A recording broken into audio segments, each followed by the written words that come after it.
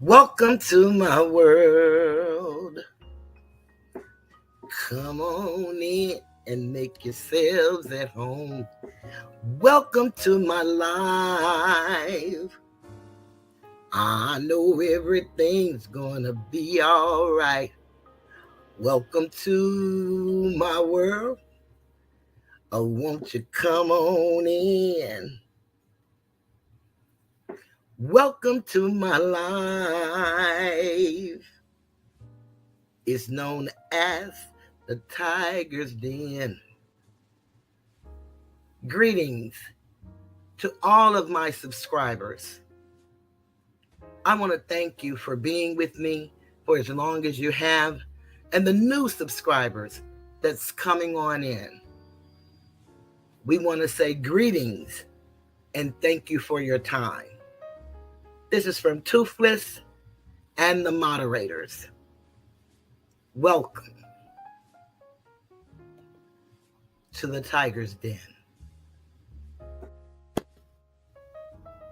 Who dares? Greetings to all that are here.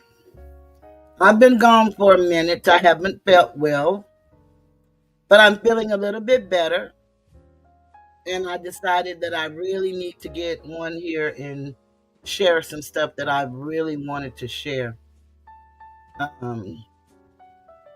it was happening. But when life happens, then you got to deal with your life. And of course, that's what happened to me. I have some pains in my legs that I'm not used to. And so I had to get them looked at, and I'm waiting for the results of the pain in my legs. Having said that, it's good to be back. It's good to see 3 people in the chat. Hit the like button, please, while you're here. It certainly helps. I've been growing a little bit, and I'm truly grateful for that. And I'm going to say that is thank you to my shorts that I've been doing. They've helped me a little bit, and several people have actually subbed up. So I want to thank all of the new subs, and of course, all of my returning subs. Whether you're in the bushes, in the trees, in the lake, in Belize, in the ocean, in Bahamas, wherever you may be, I say, welcome. Hey, Phyllis. I want to talk about, if you see the title, hey, Astatar. If you see the title, I want to talk about YSL. They have given us, with the trial of the century, enough content. If we as a people would really get serious about life and just go back from the beginning of this trial up until it ended for those young men that it ended for, but we know we have several other young men that are coming up. Some, they dismissed the charges. But we have enough content where we can literally see how our children are being railroaded into the prison system, how our children that are under the age of 18 are being tried as adults based on faulty and corrupt investigations, and the jail system is just not working. Not only is the jail system not working, but the public defender's office is not working. The only people that are working are the few, the unproud, the shameful DAs that are bringing these bogus cases. And we're not talking about where people have actually committed crimes. That wasn't the issue. It's the case that they brought about RICO, which Fonnie Willis is probably going to be facing real soon because they keep discovering stuff that she's done, tapes, emails, meetings she had with Bill Barr. I don't know if you guys look at Professor Nez, but he has a very good one with a whistleblower. A lady, she's a journalist, I believe. That's what I got from it. I don't know. But she had the conversation with the whistleblower, and she has tapes, videos, and she was also a defendant in the Trump RICO, the only Asiatic female. Very interesting. But she's very astute, and it's a very good interview if you're interested. Corruption in one place is corruption everywhere. You don't just become corrupt, you're the first one. Not in 2024. It's nothing new that happens under the sun. So maybe if you were born in the beginning, you could have been the first one who did whatever wrong that was done. But by 2024, and then that's off, I'm told. You ain't the first one, honey. Some perfect it, some do not. And it's unfortunate that the people are the guinea pigs.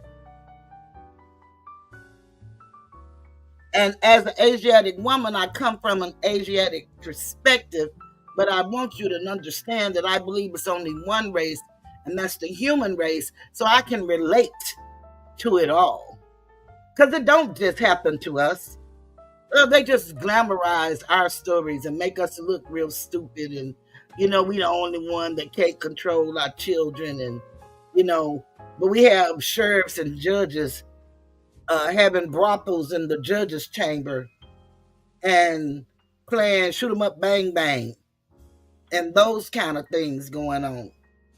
We have mothers taking out children, women putting their husband in suitcases. We have all kind of stuff that's happening. People actually in the United States, one case I believe was in Texas, practicing cannibalism. If you ever look at Court TV, or if you look at ID or any of those channels, trust me, you will see it all. Law and Crime on YouTube, you will see it all.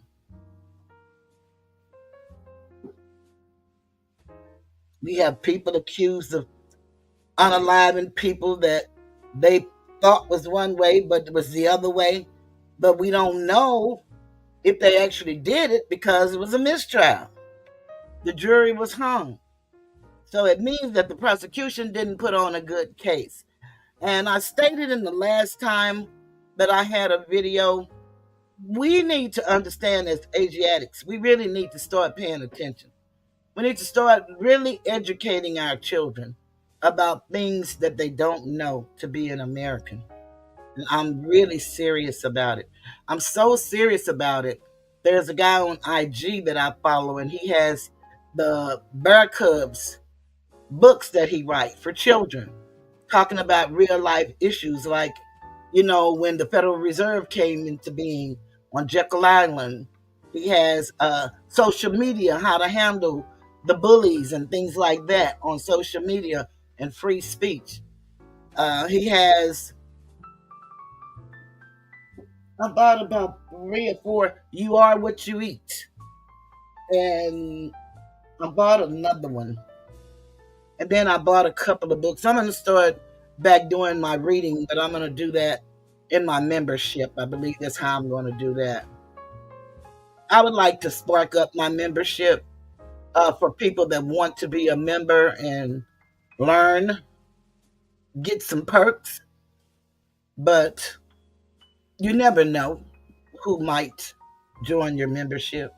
And it really doesn't matter if they join and continue to support you. I think one of the biggest problems we as Asiatics make is we don't consider these YouTube channels as a real live stream of income, a job. And my cousin, who's my production manager, that I haven't seen her in here for a minute, but one thing she used to always tell me from day one, that this is a job, and it could be a bit much. And I'm like, oh no, you just get on here and talk, and that's all I do. But no, when I look at other people's channels, you can see that it's really a job, and it's what you put into your page. And these people are talented. There's so many talented people on this app. I'm in awe of a lot of the people and their talent. I really am. But I just go with my little talent, and my little talent is the ability to talk. Whether it's right or wrong, it's just my opinion. So you can agree or you can disagree. It doesn't matter. I'm going to stick with me every time. But you're welcome to voice your opinion and, make your argument. Who knows? It may make sense to me. It may help me see something different than what I see. Because just because it's my opinion doesn't make it right. And that's what I really try to get people to understand about opinions. They like to hurt your feelings and say stupid stuff, talking about it's just their opinion. Yeah, but it doesn't make it right just because it's your opinion. And it doesn't necessarily make it wrong. But I like to live by the common law, and that is, if I don't harm you and you don't harm me, no harm is done. That's the law I like to live by. And that's the one that I live by.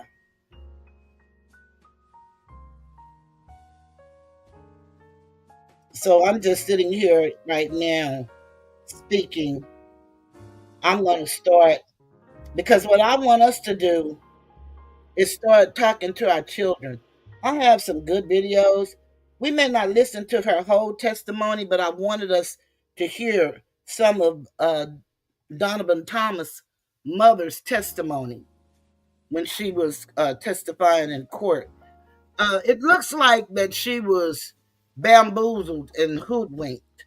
It appears that the DA, the rumor has it that they are good friends, and she guaranteed her that this young thug, who is Jeffrey Williams, was going to go to the penitentiary, and they had him looking at 120 years for the unaliving of her son.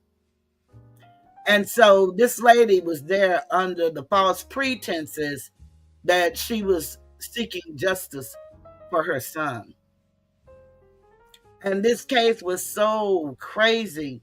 I mean, I don't even believe children playing court would have messed up a case like they messed this case up.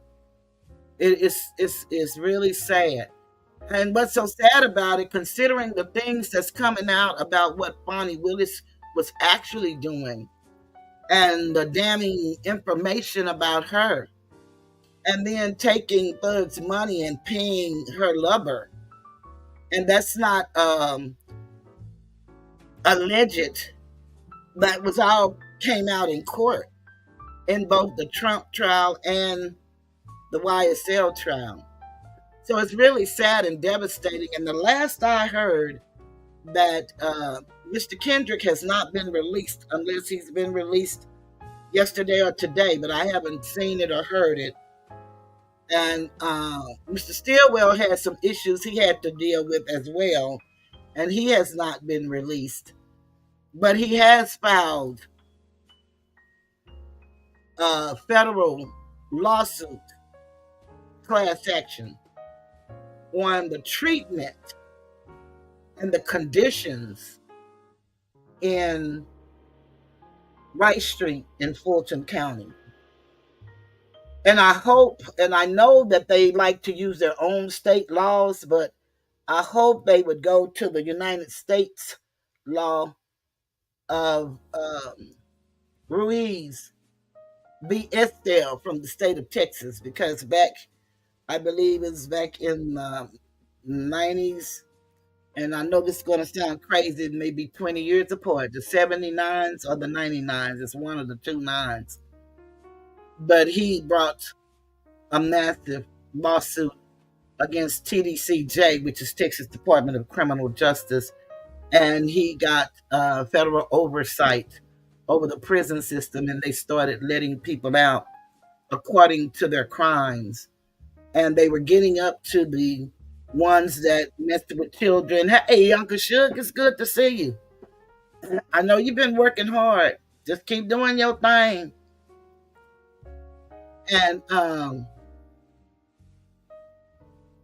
so they was letting people out, and then they got up to the people that was doing the graping and stuff. And one of the guys that got out, he decided to go back and start back doing some serial graping and unaliving in Austin, Texas. And so they changed the whole penal code here in Texas as far as those crimes go. But this trial is so interesting and so good, and we need to teach our children. We kind of wonder, what did we go wrong? I don't think we can pinpoint it because there are systems in place to keep us out of place. So I don't think we're going to guess that. It would be good, but we don't have time to point fingers and say, well, mama wasn't this and daddy wasn't that, and they probably wasn't none of that. That could be true. But they could have been everything. And you just had a mind to do something different based on your condition. And that's what we got to look at, our condition and what we feed ourselves, what we listen to. And I'm not saying, you can't listen to no rap or nothing like that, because conscious rap used to be the way to go. Thank you so much. That used to be the way to go, and we was all so excited about it. We really were. We were excited about, like I said, self-destruction. You're headed for self-destruction. We used to love those kind of songs. But of course, we don't own nothing and we don't run nothing. And we could if we came together, but we're so envious of each other and want to keep each other behind. We won't even sit down and think about the business aspect of getting ahead, where everybody could win. There is no way, with some of the pages that I've seen, some of the stuff I've heard people say, I'm not lying, y'all. There's no way that we all shouldn't be making money. But we're not. Because all we're doing is laughing and talking about each other and putting each other down and think that's cute. And it probably is to somebody. Not to me. See, time is too for a spin. I'm 66. And I don't know when my last day in Earth is. Now, I suppose I've been gone by some accounts. Now, I don't know when that is. But I know some didn't make it to my age. I do know that. And some ain't going to make it to my age. And some going to live past me. But I want to pass down the little knowledge that I have. The little experiences that I have. It ain't much. I ain't no gangster boo or nothing like that. I like gangster music, I really do, because Mo3 is my favorite of all times as far as rapping goes. And I can relate the way he sounds when he's singing, the pain in his voice, whether he's acting or if he's for real. I feel it. Because I've been betrayed and hurt by people that I thought was somebody to me and they were not. And I'm talking about people that I walk with, live with. I ain't talking about nobody that I met in no metaverse. I've been hurt by those people too. But who dares? I tell you, it's really something when you know who you are. And I knew who I was when I came here. Now, I didn't think I was going to get caught up in some of the stuff I got caught up in, but I did. And that's because people are people. But I don't feed the sheeple. That ain't my job. No, I don't do that. I am who I say I am. And I came here to share my life, my experiences. One lady came in and she got real angry at me. She told me that I need to go with what my chat says. I don't need no chat if that's the case. I want my chat to hear what I'm saying and can relate to it and either like it or keep it moving. I don't make no big money. I got 4 YouTube chicks this year. So I ain't missing nothing. Only time I miss my show is when I don't feel good. Or if I'm looking at my Chinese or my Koreans and I forget. Because I can forget. I look at those 24/7 when I'm not, you know, doing my thing for my show. Because there's a lot of lessons being taught. And it's some stupid situations, but if you know anything about character and principles and values, it's a lot being taught. That we could be doing the same thing with our children. And that's why I'm going to start reading my books. I'm going to start reading them for the members. And perhaps, you'll be interested, want to join if you have children or grandchildren, because they're for children. Maybe you want to purchase the book. I got mine from Amazon, but he does have a website. And the books are awesome. I've been reading them, and they are totally awesome. And it's enough for you to, it's a conversation piece where you can literally actually have a conversation with a 7 or 8 year old, possibly 6, because some of our children are indigo children and they're pretty smart. Some of them make us feel real dumb and stupid, especially the way they get on these electronics and do their thing. Yes, babe, everything is well. How you doing? Let me thank Uncle Suge right quick.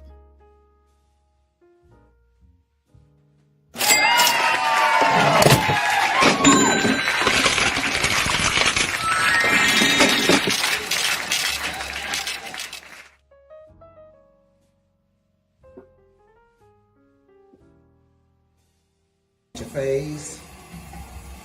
Just to remove the excess water. Now she's coming This out. is how you do it. Thank you.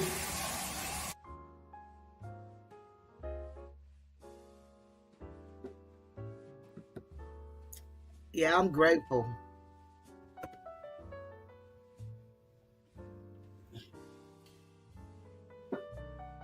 Let me see.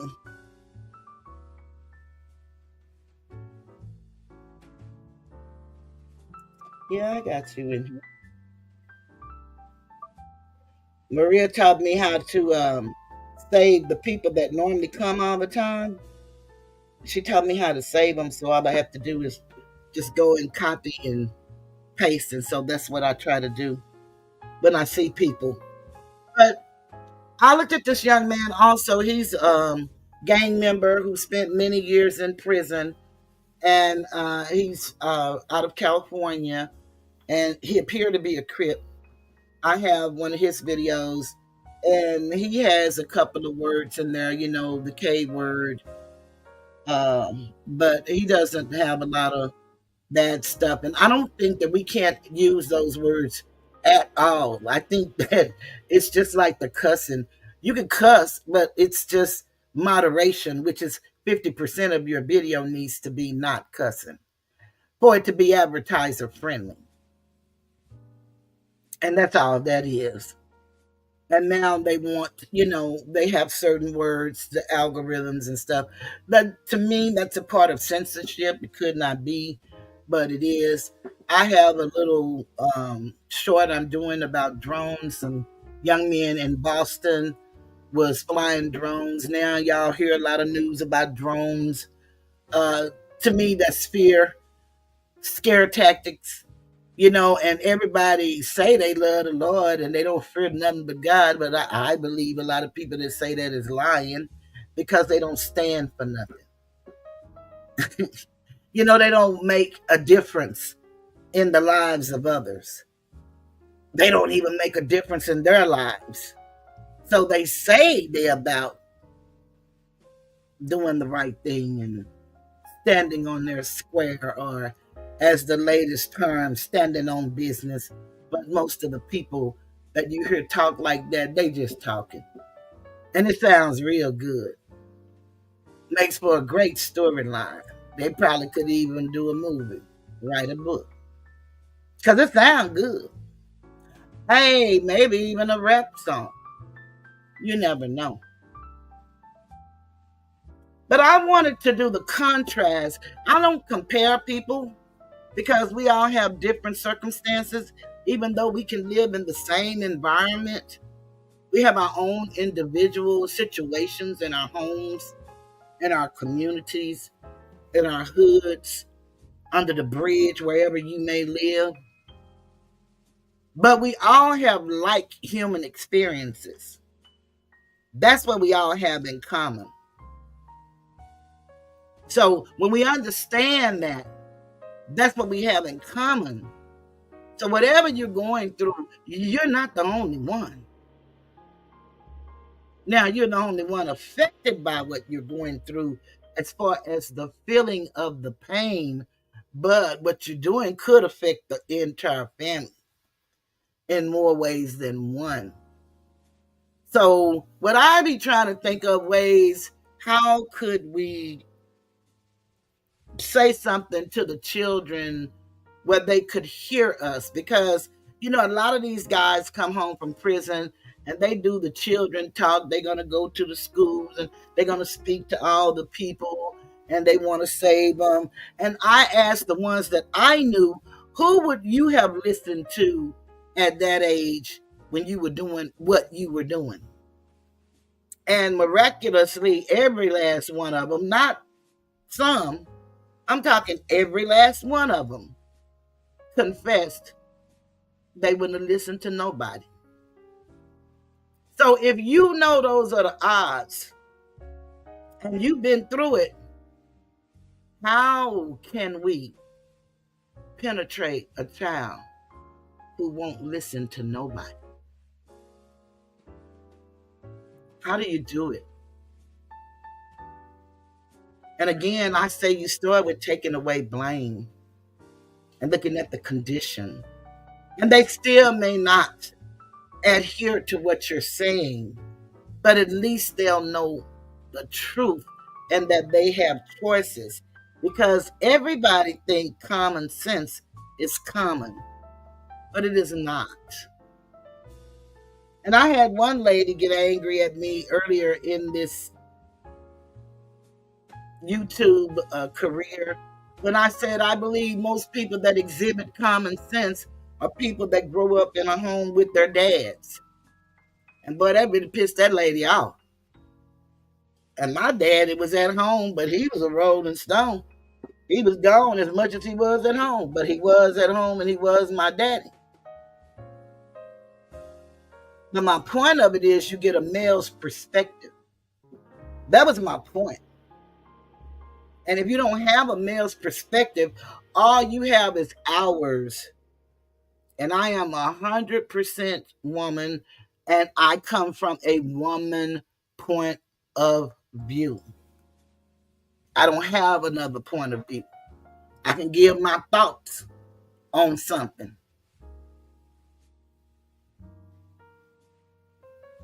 I know there's no feeling that I feel that my son doesn't feel. And when my cousin first said that to me, I was taken aback. But that was profound. He said a lot of profound stuff, by the way. But when he said that to me, and what he was trying to get me to understand, that men feel like when you breaking up with somebody, and we women think, oh, it's me, and oh, nobody like me, and oh, whatever you think and whatever you go through, and you thinking about that person, and you wonder if they thinking about you, but you gonna tell yourself that they not thinking about you, but they going through the same thing you going through. They got every emotion from you, their creator. Now, I don't know what the dynamics of the relationship was with their creator, because everybody didn't have a mother that they love and embrace. And I understand that too. There are reasons behind that. I don't offer any excuses, but there are reasons. And in order for you to find out, then you got to get to the root of the problem and not stay on the surface and just call names and just say that somebody didn't mean right, because you don't know what somebody is going through actually. You really don't, unless they share it. And sometimes the people that are going through things, they don't even know what they're going through. They just know they feel bad. Depression is really real, and it's really sad, and it's crippling, debilitating. And then you can go to a level where it becomes manic. It's like you on a drug. You so fast and so high and so happy and so gay and so whatever it is that you do, shop, whatever, cook, go in there and overcook shit, all of those kind of things happens to human beings. And I promise you, we're more alike than we are not alike. What tells us that is the belly button. We all share the same birthmark. And then our two arms and our two legs and our two eyes, we don't look like the Ewoks and the Boo-Blues and the ETs and the U-Boos, you know. We don't look like them. Not saying that they don't exist, but we all look like what we know to be as humans. We all have the same 7 systems in our body. That's where we get the Constitution from. The 7 systems of the human body. And then the signification of, I know it is 20, but the 10 fingers and the 10 toes. That gives you the 7 articles of the Constitution, and then it gives you the 10 amendments, the first 10, which are the Bill of Rights. We need to teach these things to our babies. Everybody talking about what's going to happen and who going to do this and why. They may do all of that. They've been doing that ever since we've been here. Ain't not one president I've seen where the majority of what they did changed the condition of the people and communities where my people live. Haven't seen that. And if you go to other states where the people are not my ethnicity, they would tell the same story because they're still in a poor condition. We got to stop this craziness. Talking about racism. We don't own nothing. We cannot be racist. We don't have power. I can't stop nobody from going to the hospital. I can't stop nobody from getting insurance. I can't do it. I don't have that power. I can't stop nobody from getting a job. And the 1 or 2 gatekeepers that they have in place, they only have so much power. And we see that just by the case in Atlanta. And it's happening all over the United States. But that one we got to see. So we don't have to be talking about, well, don't you think it's happening like this everywhere? Yeah. What they got to do with the price of tea in China? Nothing. Because we see that. We don't have to make up and fabricate something that we don't see to keep from talking about that we do see. And that's a lot of our problems. We don't deal with the root cause of a problem. All you can do is teach truth, discipline, self-discipline, self-worth, self-esteem. And the best way to teach that is how you love on that individual. That's where they get their confidence from. But there are so many systems in place to divide us and to keep us divided. And then we get real slick, and then we want to throw our little old system in there so we can triple divide.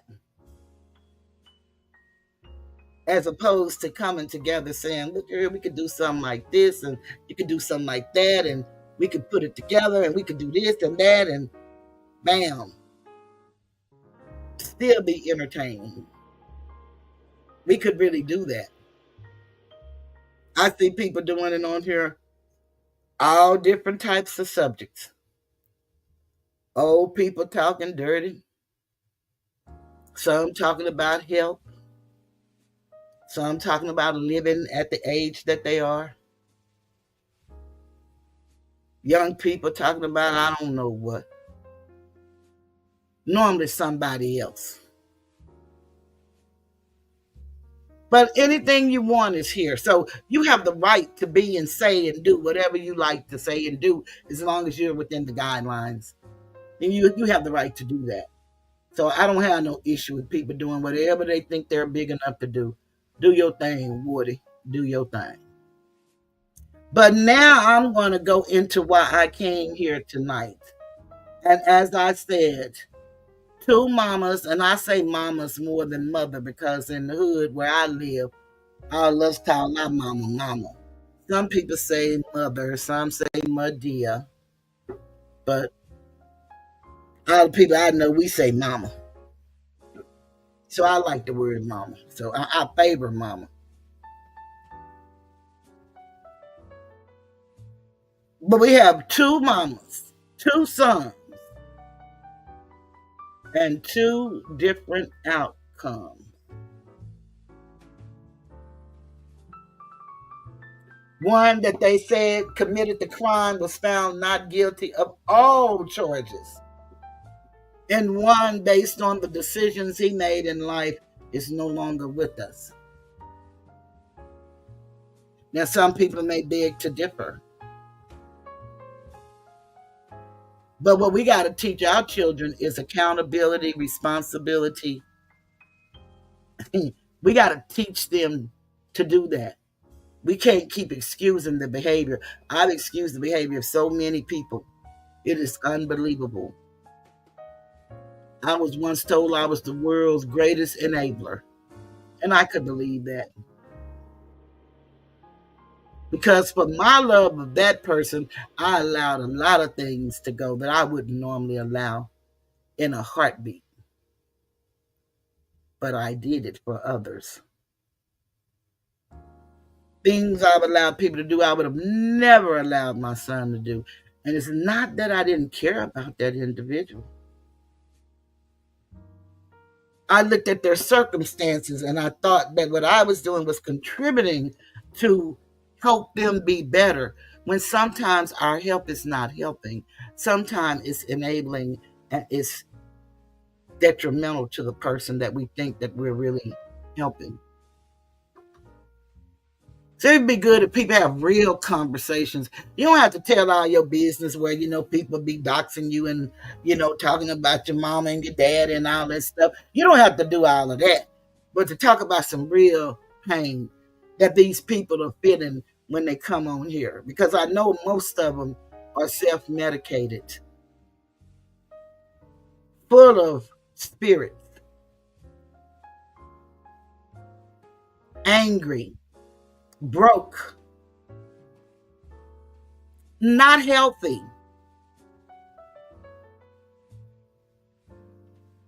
Probably don't even get along with the family. And it happened to all of us, so that ain't no hell of a thing.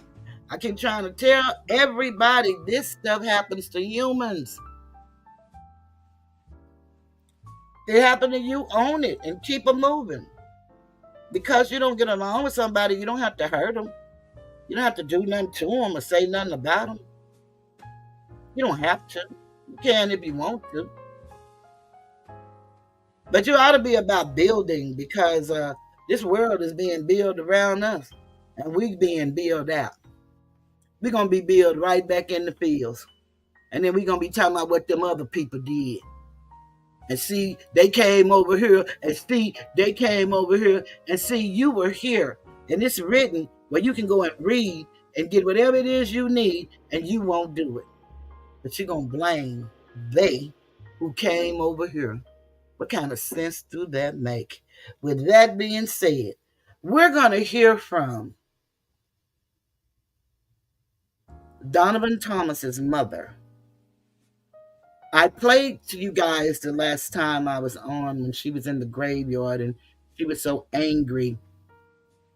And she said she doesn't blame the state. They put on a good case. She blamed the celebrities, she blamed the lawyers, she blamed the jury, everybody but the state, the one who didn't put on a case. Isn't that something? The one that several of the officers is sleeping with the purported gang members. Ain't that something? But she didn't blame them for not bringing a case.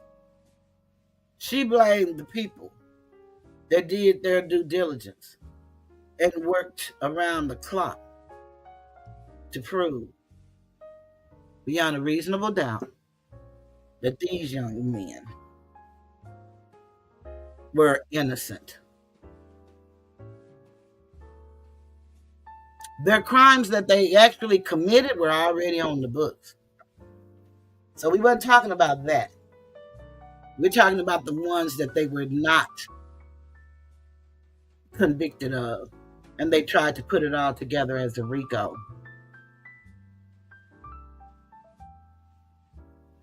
I'm gonna want to know how RICO gonna work for old Fonnie when they come for her with the federal RICO.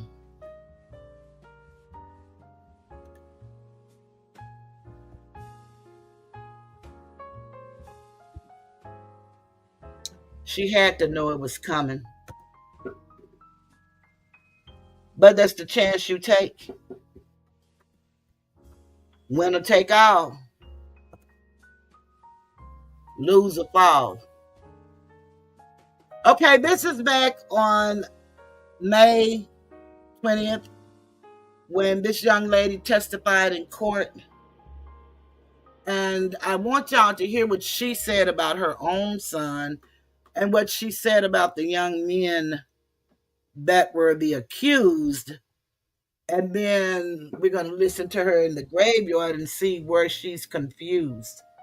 Because she didn't accuse them of any of the stuff that she admitted her son being a part of.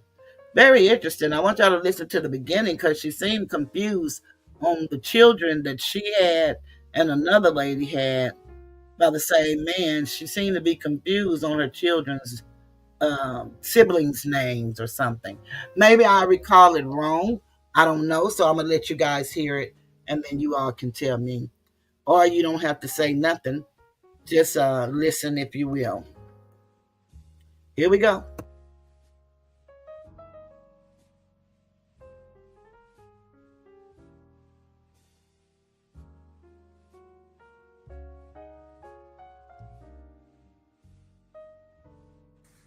All right, we're back on the record of the matter of the state of Georgia versus Khalif Adams et al. On 22 SC 183572. Let's see, Mr. Stillwell and Mr. Sharp, good morning. And Mr. Williams and Mr. Steele, good morning.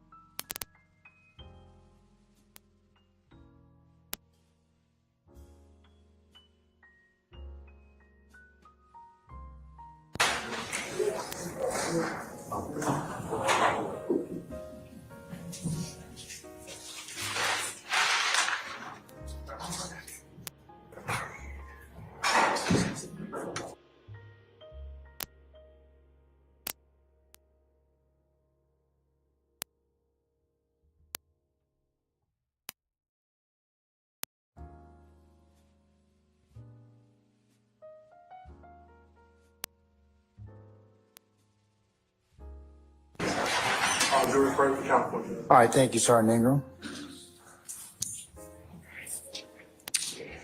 All right, state, call your next witness. Your Honor, for Act 2, count 2 rather, Act 16 through 20. Your Honor, I object. Basis. Commentary. You guys call the next witness. I'm sorry? You have to call the next witness. Yes. Your Honor, I was doing what he said before trial. I wouldn't do it. I'm gonna overrule the objection, sir. It's just orientation, so for our jurors, okay? All right. Your Honor, for count 2, Act 16 through 20, the state calls Ms. Shawana Edmonds. All right. Some, Ms. Edmond, please.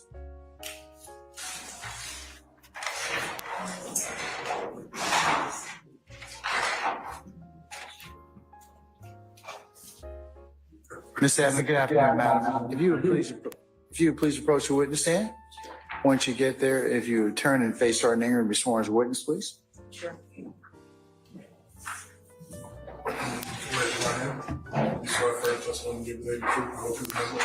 Yes. Absolutely.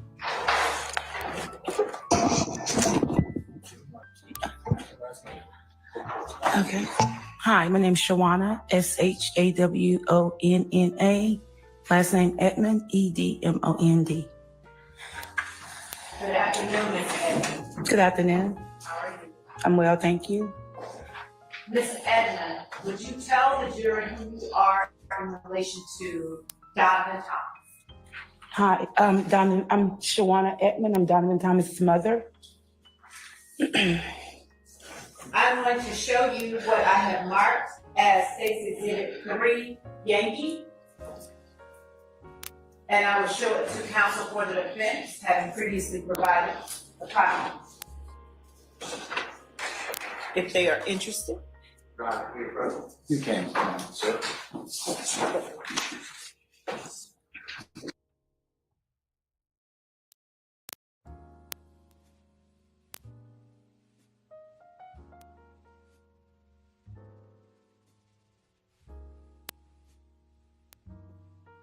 They're approaching right now, so based on something this woman is doing already. And I guess I should call her DA Love.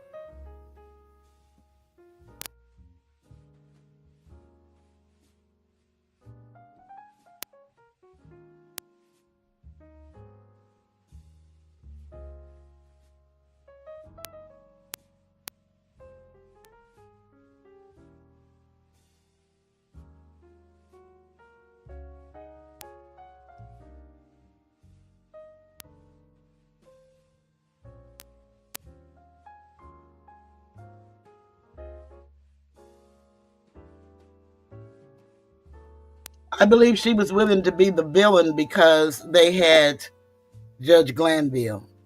They had no idea that down the road he was going to be recused and law and order was going to come into the courtroom because there was so much crazy stuff going on before Judge Whitaker came. It's really painstaking to see these women do this to these young men, and especially being mothers. Very disheartening.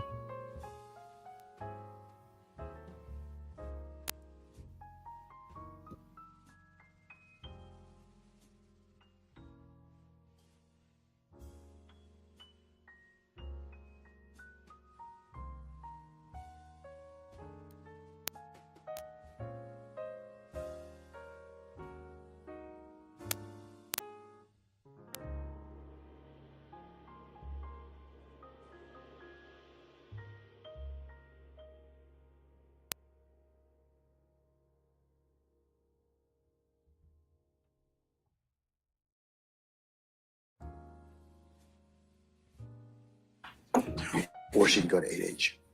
Or she can go to 8H.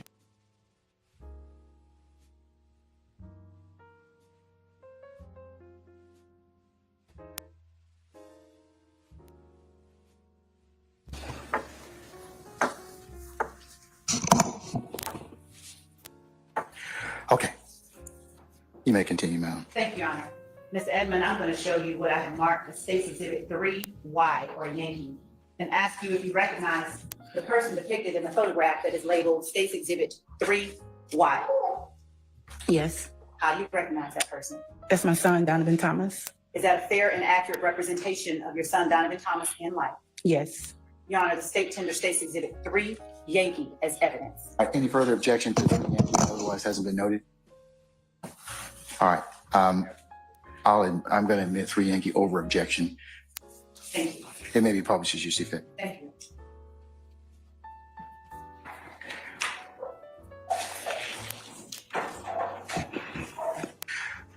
Miss Love, hold on one second. Madam, in the front row. Madam, with the small child. Madam. No. You can do one or two things. You can stand in the vestibule and you can still listen, or you can go to 8H where you can still be able to see it, okay? Because I can't compete with your little one. All right, thank you.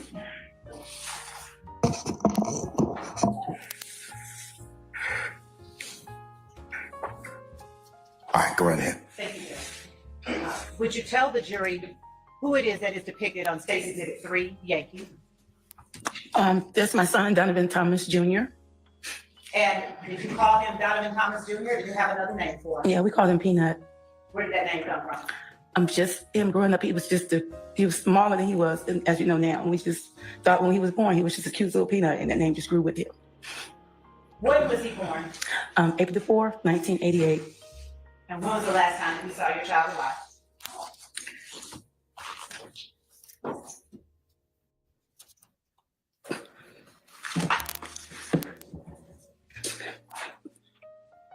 The last time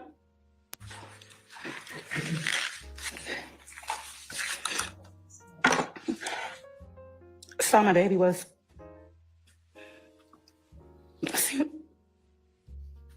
give me a minute, please. It was Friday night. He always came to the house, and we What date is that? Tell me. the date Do you have an objection, sir? January the 9th. January the 9th, I'm sorry. I'm overruled. I'll rule the objection, sir. Objections, I should say. January the 9th, 2015. January 9th, 2015. And how old was your son when you last saw him? He was 26 years old. Did he go to school in Atlanta? Yes, he attended Washington High School. Sir. You on a background in him?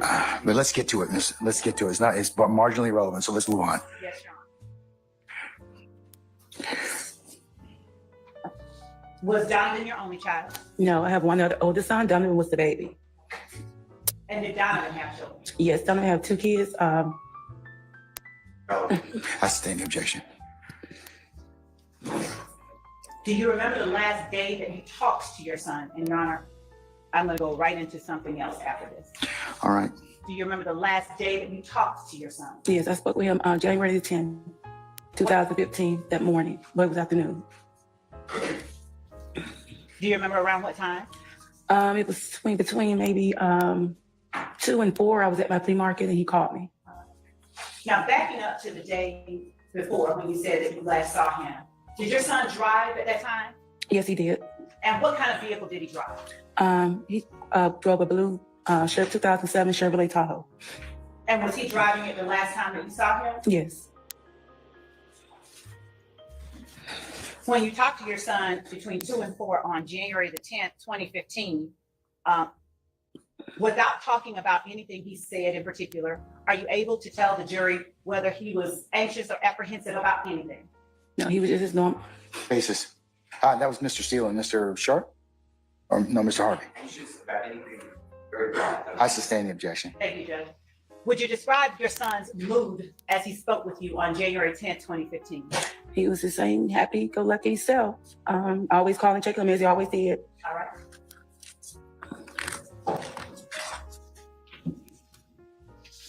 In January of 2015, would you tell the jury what kind of work your son was involved in? Generally speaking. Upon him, me and him talking, and he was kind of moving toward the music industry. Basically, he was just talking about artists that he was just trying to bring into the music industry, just taking on the different. I sustain the objection. Did you observe your son working in the field that you're describing for the jury? I did. And did that involve working with music artists? Yes. Are you familiar with a person by the name of Rayshawn Bennett or Lucci? Yes, I am. How do you know Lucci, generally speaking?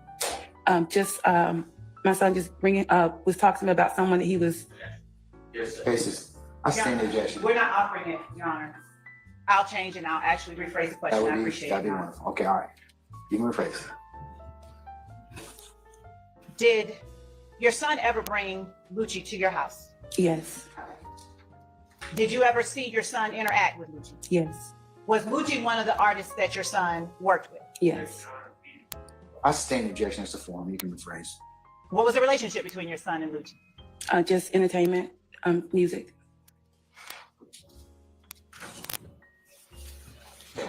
Are you familiar with a person by the name of Javon Fly Henry as well? Yes. Did your son work with that person as well? Yes. And with respect to Lucci, what was your son's relationship with Mr. Henry? I think with the label, Think It's a Game. Is Think It's a Game the label that Mr. Henry owns? Yes. I stand the objection. Who owns Think It's a Game? Mr. Henry. And if you would do me a favor and lean into the microphone so that I can hear your voice back here and direct your voice. Sure. Mhm. Now, did you personally ever visit Think It's a Game Records? No, I did not. Did you ever visit 675 Metropolitan Avenue? No, I did not.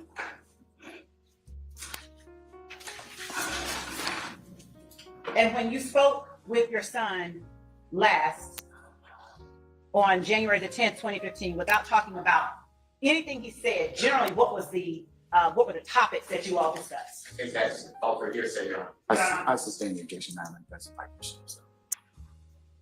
Who was Chris Markel Bennett? That was my cousin. And on January the 10th, 2015, was he alive? No.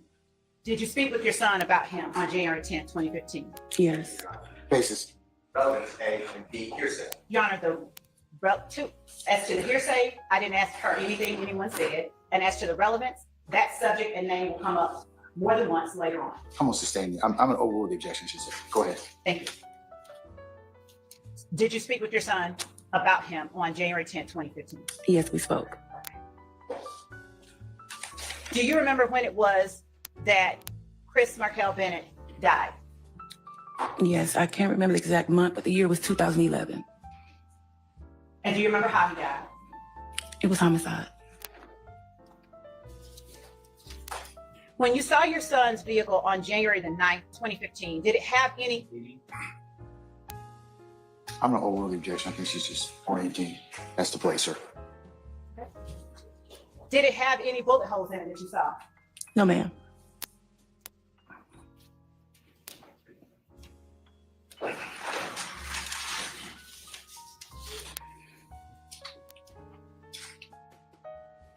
And when did you learn? A good question there is, when did she say she saw it on that date? She said, did she talk to him the way she said it, as if he called her every day, is what she said. So, I mean, that's really kind of a crazy question that he let go by.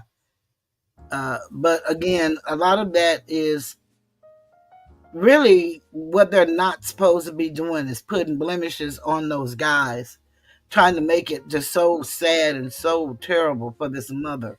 And that's what's so evil about what they did to this woman. But, you know, she knew the players in the play, and she thought she was going to get what she wanted, I imagine. I know she want that, and I would want that for her, to know who did whatever they did to her son, but not at all cost, and any cost, and at the cost of someone being not guilty, being accused and convicted of something that they didn't do. But I would definitely like to see justice for her son and her. But okay, we're going to go on and let her keep talking. Better yet, let me ask you this. What happened to your son? Did he die of natural causes? No, my son's death was a homicide. Did he die on January 10th, 2015? Yes, he did. Were you at 330 McDaniel Street on January 10th, 2015? No, I was home. How did you find out your son have been harmed? I received a phone call. And how did your son die? Question, answer, the answer. I sustain the objection. Was he shot, stabbed, or something else? I sustain the objection. No, she said homicide. She didn't say how. Boy, it invites speculation, then let you knows. Do you know how your son died? Yes, he was shot. It was it turned to a homicide once.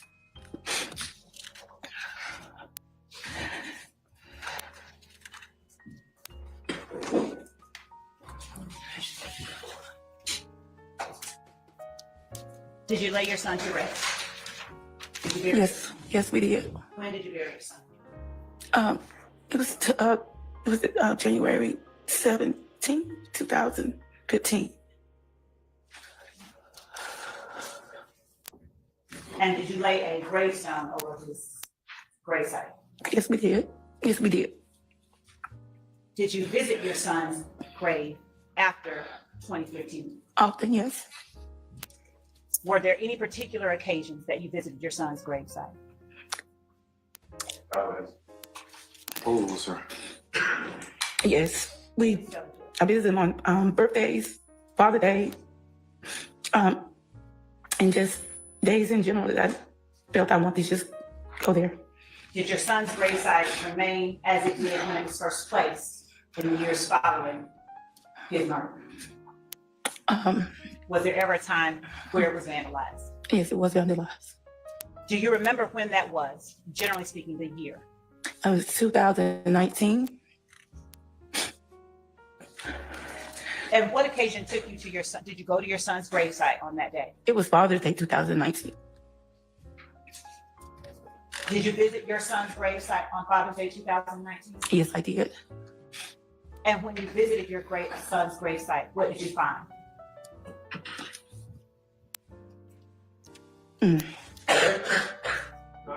Sir, you have to renew your objection? Okay. Yes. All right, it's noted.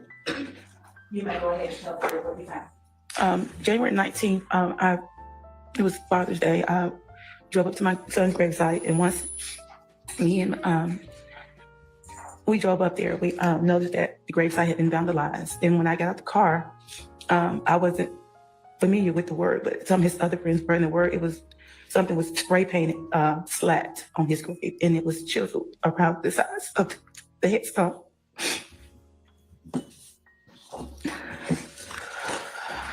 When you said January, It was Father's Day. you meant 2019? 19, I'm sorry, 2019. Yes. I'm sorry. No problem at all. I'm going to show you now what has been marked as State's Exhibit 4 Yankee, Your Honor, for the record, and what has already been shown to the defense. And then I'm going to just ask you to recognize what is depicted in the photograph labeled State's Exhibit 4 Yankee. So my son said so.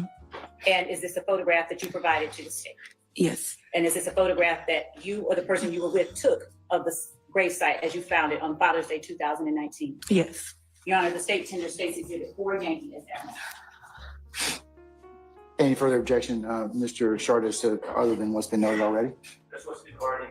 All right, it's, I'm going to admit State's 4 Yankee over objection and maybe publish as you see fit. Thanks, Your Honor.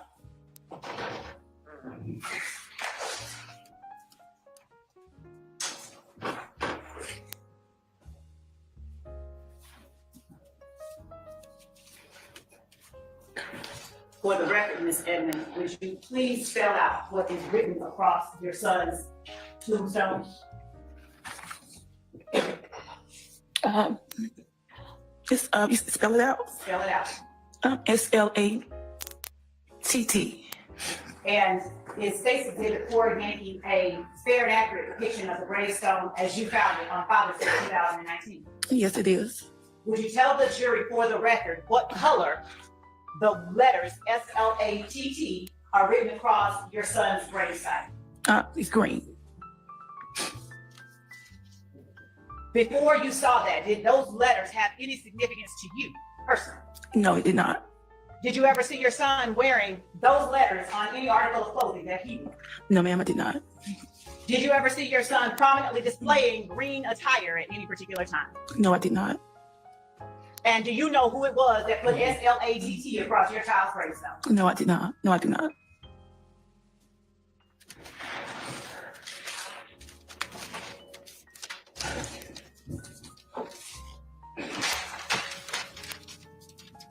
I'm going to show you what has been marked as State's Exhibit 24 Yankee, 25 Yankee, 26 Yankee, 28 Yankee, 30 Yankee, 37 Yankee, and 221 Yankee. They have also previously been shown to the defense. Let's just make sure that they're the same one. Sure can. Okay. There you go. These are the ones we have.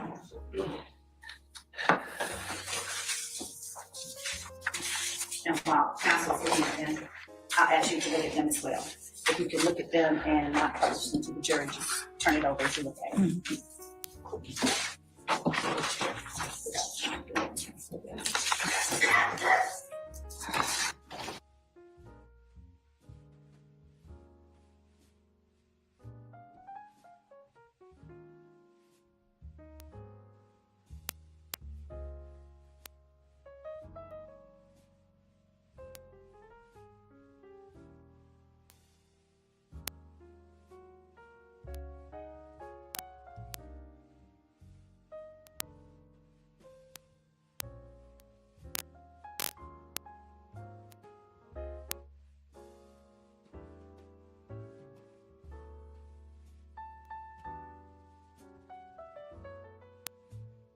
It's 24 Yankee, Yes.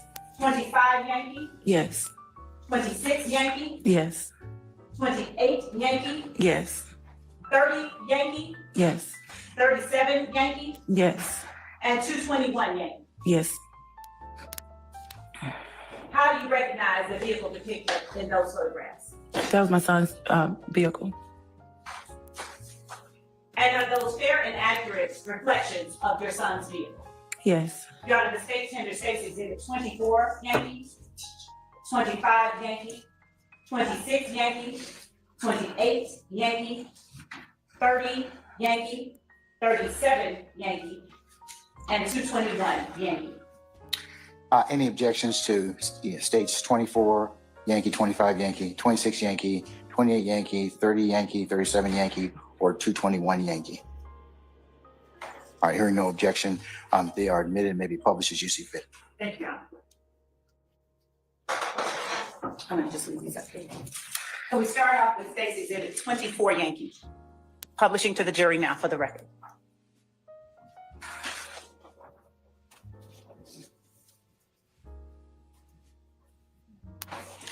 What are we looking at in State's Exhibit 24 Yankee?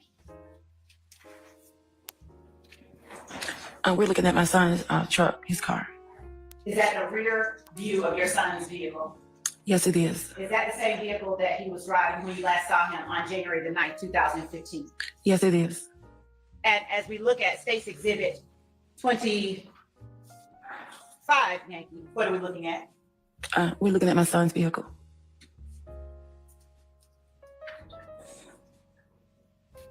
Okay. I think you just put up. There we go. Is that the license plate for your son's vehicle? Yes. Yes. And looking at State's 26 Yankee, what are we looking at? We're looking at my son's vehicle. And is that the driver's side of your son's vehicle? Yes, it is. And looking at State's Exhibit 28 Yankee, is this the passenger side of your son's vehicle? Just one moment. Yes, it is. Turning to State's Exhibit 30 Yankee, is that the front passenger side portion of your son's Chevy Tahoe? Yes, it is. Now, the last time that you saw him was that front right tire flat. No, it was not. Turning to State's Exhibit 37 Yankee, is that another photo or close-up photo of the driver's side of your son's? Yes, it is. Do you recall seeing the defect above the driver's side rear tire on your son's vehicle the last time you saw it? No, I do not. And showing you State's Exhibit 221 Yankee. Is that to a driver's side photograph of your son's vehicle? Yes, it is. Do you recall seeing a defect in the locations marked by the yellow and the white placards on your son's vehicle the last time that you saw it? No, I do not.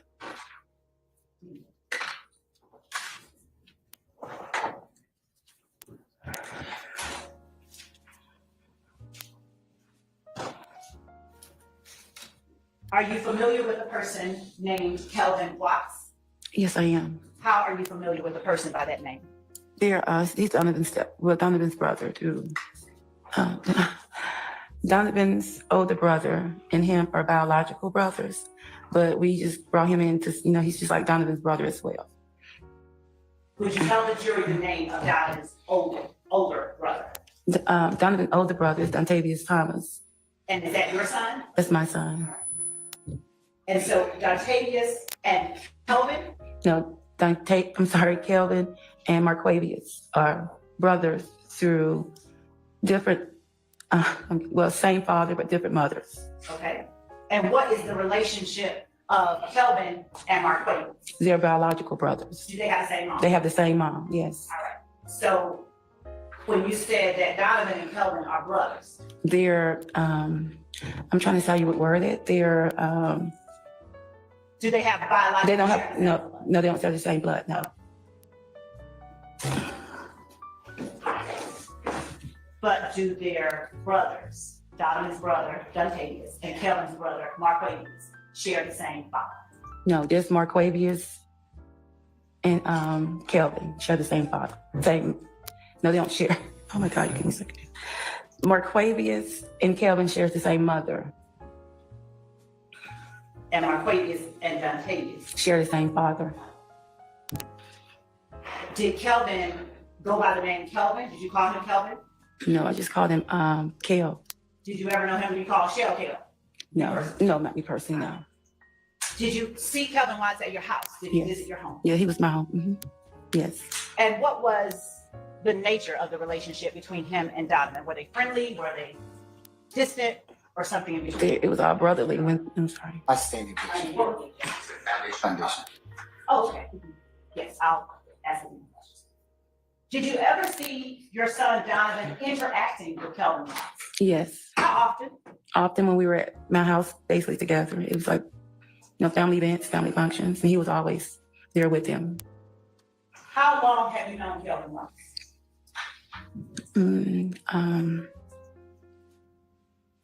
For quite some time now. It's been maybe about 12, 13 years. Mm-hmm. And how did you first meet Kelvin Watts? I met Kelvin through his brother, Marquavius. When Marquavius started coming over to my house, we allowed Kelvin to come over as well. And what year approximately did Marquavius start coming over your house? I would say early childhood. They were about 8 years old, so they grew up together. So yeah, they were 90s, early 90s, late 90s, somewhere around in there. And during that time, did Donovan grow up with Kelvin as well? Yeah, they all grew up together. So are you able to now tell the jury the nature of the relationship between your son, Donovan Thomas, and Kelvin Watts? Were they friendly? They're like brothers. What was that? They were like brothers. Okay.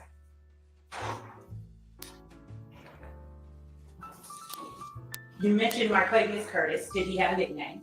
Greedy.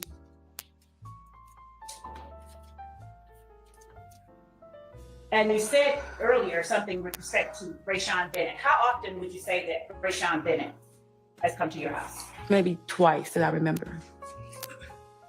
And who was it that accompanied him, if anyone, when he came to your house? That is, when Rayshawn Bennett came to your house. My son, Donovan Thomas. Do you remember the year that Rayshawn Bennett or Lucy? Do anybody listening to the sound of that testimony can think that that lady in 2024 can remember back before January 2015, Rayshawn Bennett coming to her house twice? Come on, y'all. Okay. And did y'all hear the confusion with the relationship and the names and the children? And What woman don't know this stuff if the kids was at her house? Strange fruit. She first visited your home with your son, Donovan? It was around 2014, the summer, 2014. And do you remember the last time that Rayshawn Bennett or Lucci visited your home with your son? No, I don't. I do not.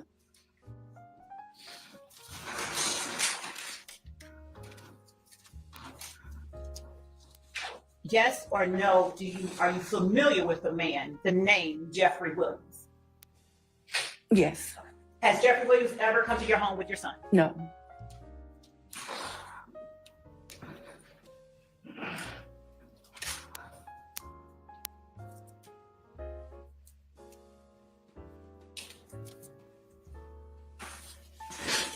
What happened to your son's Chevy Tahoe after his death? It was impounded. Did you ever see it again? Yes, we kept it for a while, yes. And did you take note of bullet holes in his vehicle at the time that you took possession of it? Yes, we refurbished it and it was repaired and we painted it black. Was there 1, 2, or more than that bullet holes in your son's truck? It was several. Did you ever hear any music that referenced rounds in a Tahoe that caused you concern? Yes. How did you come about hearing music referencing rounds in a Tahoe? I want to continue my objection. Now, the witness. I'll sustain the objection. Okay. Let me ask you this, Ms. Edmond.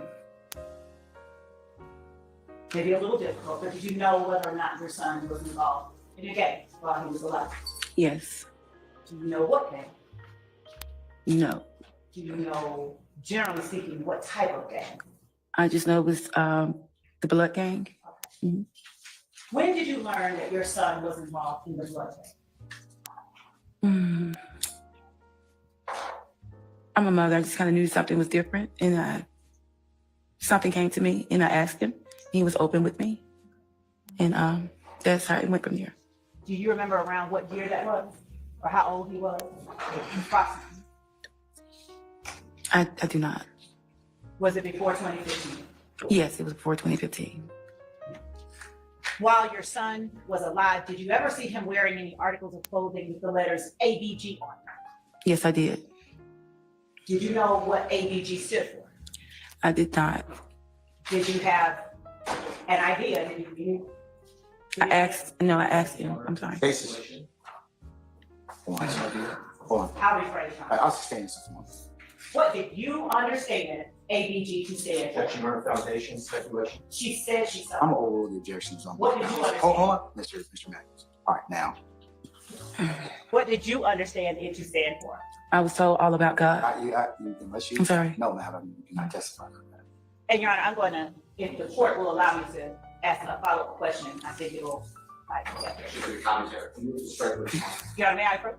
Unless, I'm gonna instruct the jury to disregard the witness's last statement. You can rephrase, ma'am. thank you. Did you come to later understand ABG to have a different meaning than what you originally were led to believe? Yes, I did. And whatever you were led to believe it stood for at first, where did you get that understanding from? My son, Donovan Thomas, yes. Okay. What about the letters IF?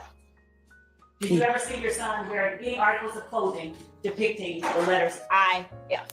I saw T-shirts that he had made. Okay. And were you given an understanding about what IF stood for? Objection, Your Honor, say. Your Honor, you're not offering for the truth. I'll overrule the objection, Mr. Matthews. Were you, Overrule, Mr. Steele. were you given an understanding about what IF stood for as well by your son? The form of the question is improper. You I'll can rephrase rephrase it. What did you understand IF to stand for or to mean? If I can make a difference. Did you get a different understanding after your son died? Yes, I did. Do you have an objection, Mr. Sharp? Oh, Her last answer or the witness's last answer? Yes, Your Honor. Hold on.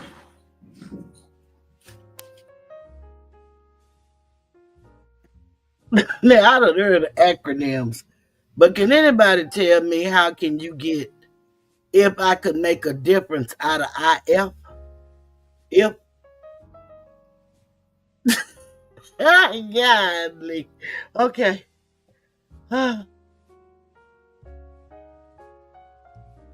He made a difference doing what he was doing with those street pharmaceuticals. He made a big difference in his community.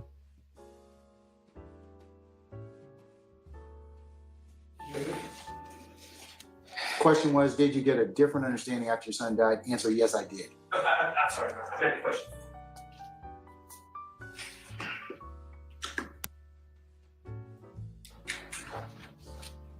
There was the question before that was an improper question, which the court went ahead and I interjected myself. Okay, And thank you. after that, it was, what did you understand IF to stand for or to mean? Answer was, if I can make a difference. That was great. Thank you. All right.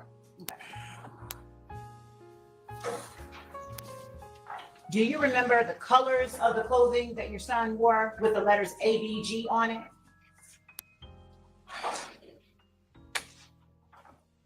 They were, I can't quite remember. I think it was just a t-shirt. Did your son display an affinity for the color red? Yes. And did he wear the color red any more frequently than he wore any other colors, or did he just wear them? No, he did not.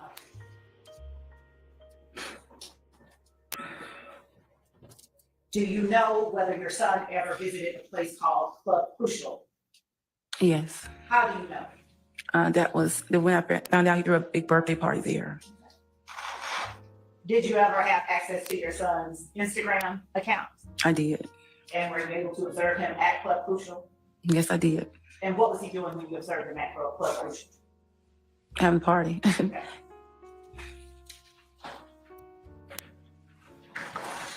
Do you know what status or rank or anything like that your son held in the gang that he was affiliated with?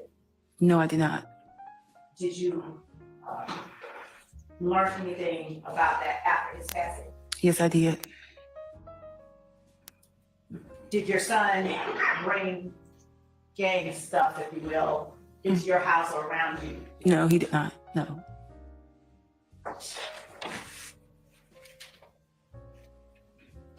Do you know whether any members of your son's gang attended his funeral? It was people were there. I don't know who. Just people. It was a large service, so I'm not sure of who was there. How large was the service? It was very large service. Mm-hmm. Were there any conflicts whatsoever at your son's service? No. Did your son ever bring anyone to your home by the name of Diamante Kendrick? No, not to my knowledge. Did your son ever bring anyone to your home by the name of Marco Yusuf? No, not to my knowledge. Did your son ever bring anyone to your home by the name of Cornelius Nichols? No, not to my knowledge. Did your son ever bring anyone to your home by the name of Rodelius Ryan? No, not to my knowledge. Did your son ever bring anyone to your home by the name of Shannon Silva? No, not to my knowledge. What about Shannon Jackson? No, not to my knowledge. Did your son ever bring anyone to your home by the name of Kenneth Copeland? No, not to my knowledge. Did your son ever bring anyone to your home by the name of Quindarius Zachary? No, not to my knowledge. Did your son ever bring anyone to your home by the name of Antonio Sledge? No, not to my knowledge. No, Did your son ever bring anyone to your home by the name of Antonio Simon? no, not to my knowledge. Did your son ever bring anyone to your home by the name of Khalid Adams? No, not to my knowledge. Did your son ever bring anyone to your home by the name of Demikion Garland? No, not to my knowledge. Did your son ever bring anyone to your home by the name of Jimmy Winfrey? No, not to my knowledge. Did your son ever bring anyone to your home by the name of Walter Murphy? No, not to my knowledge. Did your son ever bring anyone to your home by the name of Trontavious? No, not to my knowledge. All that was a waste of time and irrelevant because he didn't even know the name. Well, she didn't know the name of his brothers by other mothers that he had in common with his dad. She only knew, it sounds like, unless I, overhearing things, She only knew their nicknames. So why would she know all of these young men government names when all they use is nicknames? This is so dramatic and so time consuming and so wasting of money. I believe all of this is behind the Orca money that's due to expire on the 31st of this month. And the Orca money came from the C-19 when the government gave them billions of dollars, and then they were allocated millions for Fulton County, DA's office, the judiciary, the sheriff's office, and the county clerk. This is ridiculous.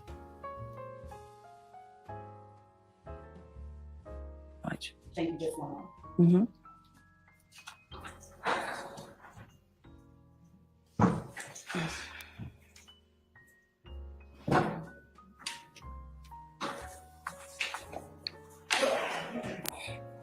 Martinez Arnold. Did your son ever bring anyone to your home by the name of Martinez Arnold? No, not to my knowledge. Jaden Mike. No, not to my knowledge. And where is he? No, not to my knowledge. Thank you.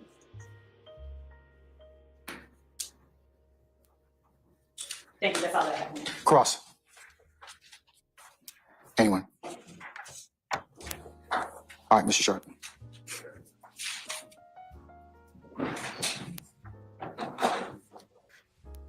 Good afternoon, ma'am. Hi, good afternoon.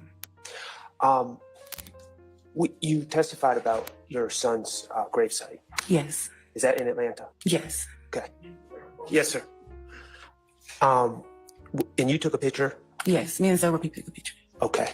And I was a big. You said that picture was taken in 2019. Yeah, my knowledge, 2019. Yes, that was Father's Day. Father's Day 2019. 2019. Yes. Okay. Did you report what happened to your son's gravestone to the police or the district attorney's office? No, we reported it to the Lincoln Cemetery, where the gravesite, and they did the investigation. Okay. Yeah, we didn't call out any officials. Do you know how the district attorney's office obtained the picture? I do not. Okay. Do you know if anyone was ever charged or arrested for that incident? No, not to my knowledge. Okay, thank you. Mm-hmm. Any further examination, Mr. Steele?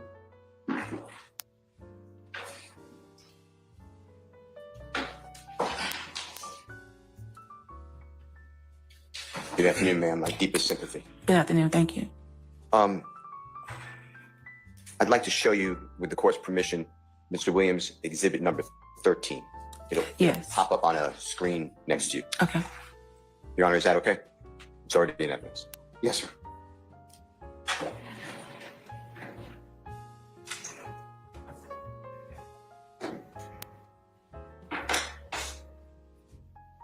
Can you make that a little larger, if it's possible?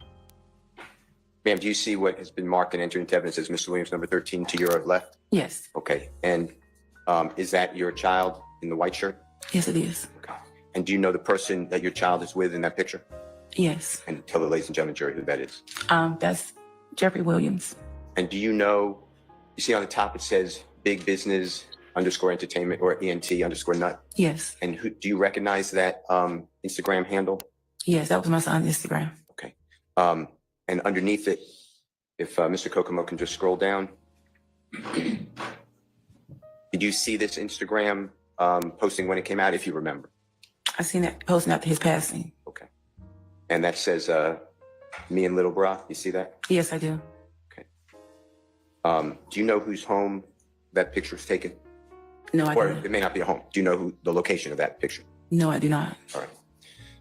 I'd like to show you two exhibits. God bless you. I'd like to show you two exhibits with the court's permission. Okay. And your permission. Mr. Kokomo is going to approach you. Okay.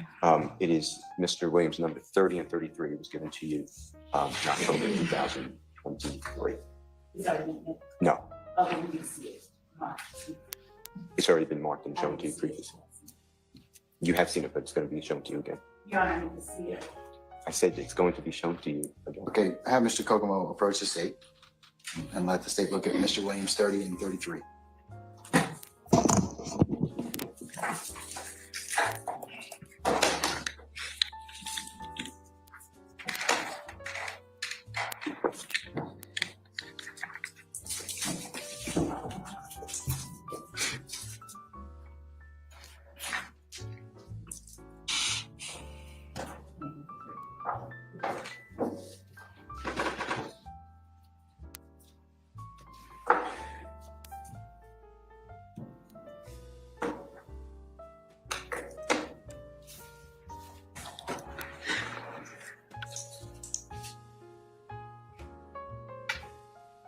Christian, you have that already marked.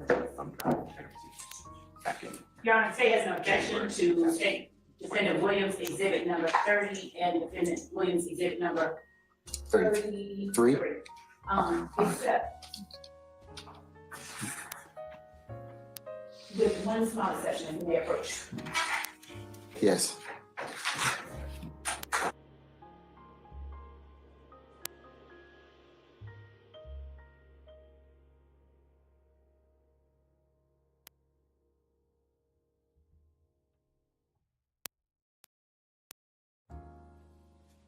She was so dogmatic for no reason.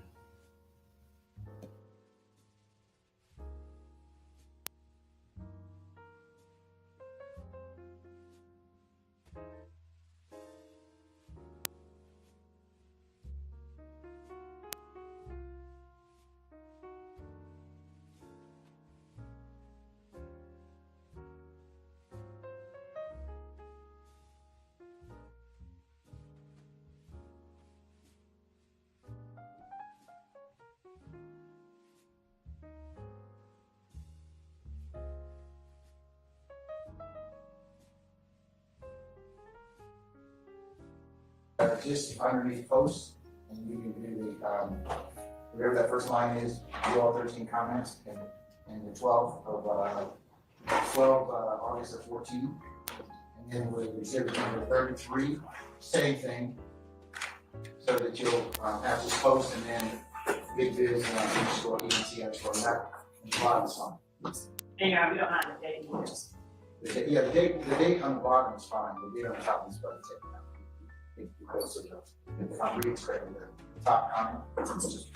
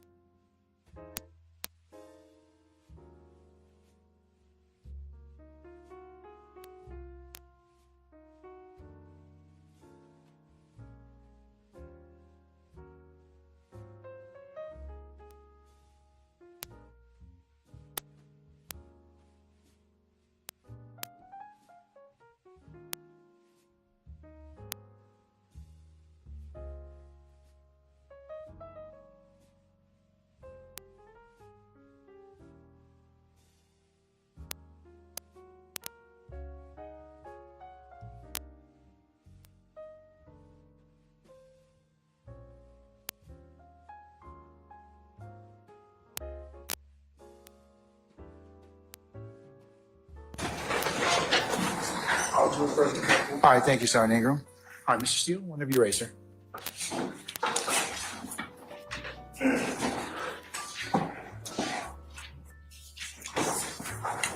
Ma'am, I'd like to show you, or Your Honor, I'll move for the admission of Mr. Williams number 30 as well as 33. Your Honor, I ask that the foundation be established through witness. Sir, you can ask some foundation questions. Sure. Go ahead. Ma'am, may Ms. Edmond, may Mr. Kokomo approach you with the court's permission and show you a couple of documents? Yes. Thank you. He's going to show you first Ms. Williams exhibit number 30. Okay. Then when you're done looking at that, if you recognize it, Hey, Kelly, I didn't know you had came in, and congratulations on your 12 months. We got to do our little thank you for that. And Kelly said most of the witnesses said they couldn't remember things from that time period. Yeah, I just don't see how that woman remembered exactly that. Now, let me see. I thought there was no rank with these hybrid gangs, according to the detectives. Well, we learned a whole lot of stuff according to these detectives after the fact. Miss Weaver was interviewed. Her and Woody are friends. She is leaving Fulton County in January. It was good to see her on verdict day. Yeah, it was. Why would she yell at that mother?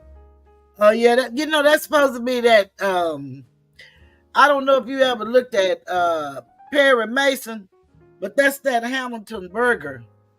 That's what she's trying to do. How he used to do people. That's the dramatic effect. She wanted her to just, break down.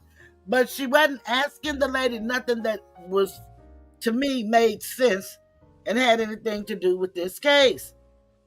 But except for her son being a gang member, and I know it's going to be hard for you to say, but I didn't hear her call none of these other young men gang members. I mean, I don't understand.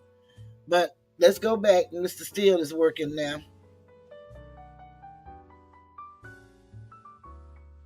Just let us know. And then if you look at the next one, which is going to be Mr. Williams, exhibit number 33, okay? How you doing?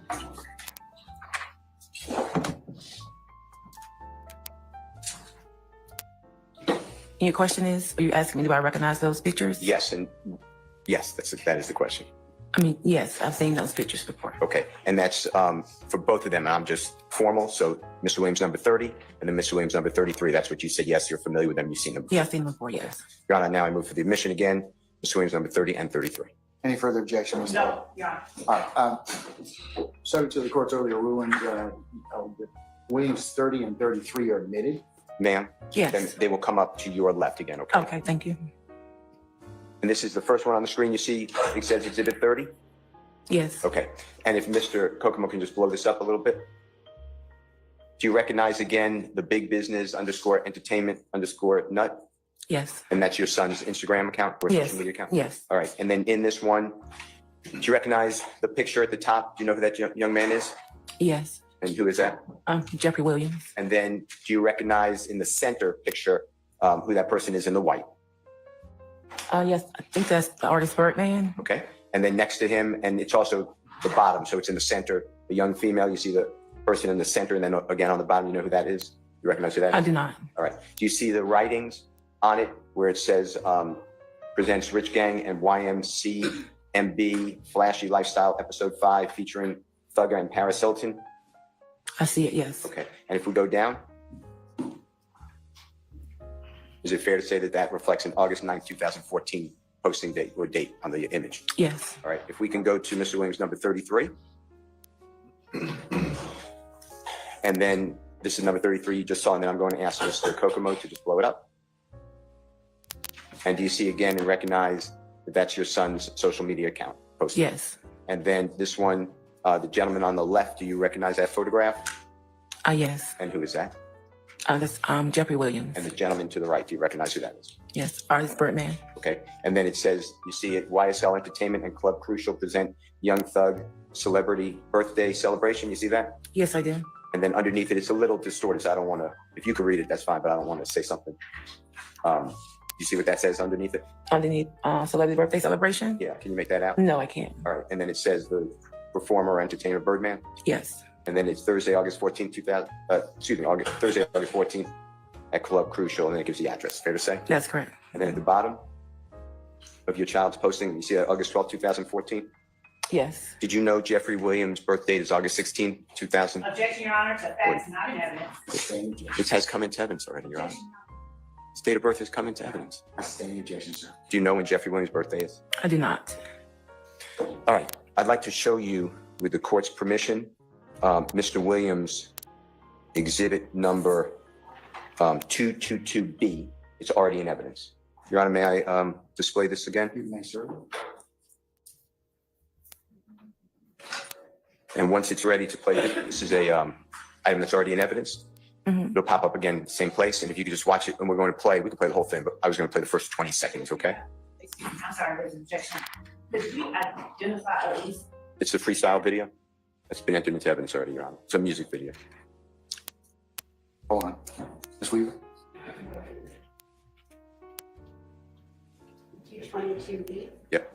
Yes. It is able to. Yeah, she may publish it. She's reading. Thank you. So, ma'am, Yes. and if you need to see the whole thing, just say, hey, I'd like to see more. There's no problem. But I was focused on the first 20 seconds. I was going to ask Mr. Kokum to stop it at that point because the jurors already saw it. But if you need to see it, it's no problem, okay? Okay. All right, and here it is. It's to your left again. Yeah.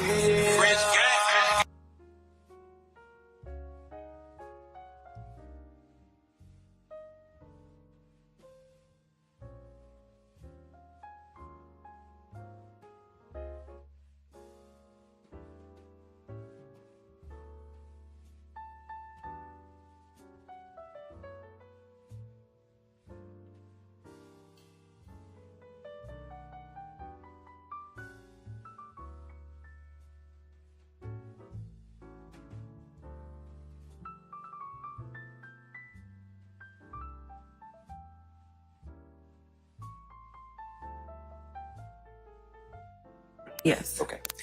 And the date of this video? Your Honor, I object as to vagueness, the date of the. Let me show you what's already in I'm evidence. saying objection. Okay, let me show you what's already in Your evidence. Honor, It's in evidence, Your Honor. Your Honor, I'd ask that he identify what exhibit Yeah, he's talking about. that's what I was going to ask you to do, Mr. Steele. Just Sure. identify whatever exhibit. Okay, it's 222B, Mr. Williams. Yeah. The date and evidence. Your Honor, I'll move on. Okay. Have you ever seen Greedy? You know who you identified as Greedy earlier? Yes. And Greedy to you, just remind the jurors. That's my son, Donovan Thomas's brother. And were you aware that Greedy was also in a music video with Jeffrey? No, I was not. No, I'm not. Okay. I'm going to show you, with your permission, with the court's permission, of course, but I'm going to show you a photograph, an image. Would you take a look at that with the court permits? Sure. All right. Mr. Kokomo, would you approach with your computer if you don't mind? Your Honor, this is Mr. Williams' exhibit number 22A at time 3:19.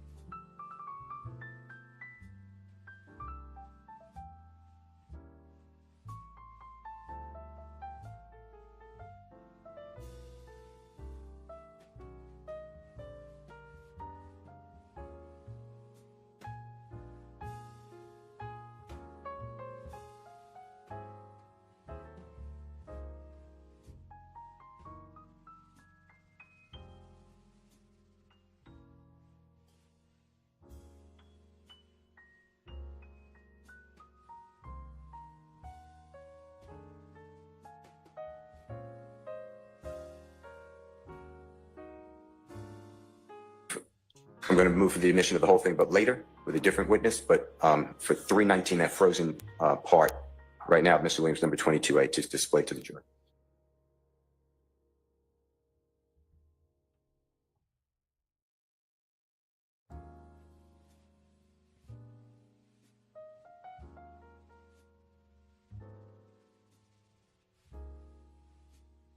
Screenshot is admitted and may be published as you see fit. And can I call that exhibit, Your Honor, 22A screenshot? So that'd be like the name, or 22A. I'm just going to do 22 alpha. Okay. Screenshot. Thank you. It's going to come up again on your screen, okay?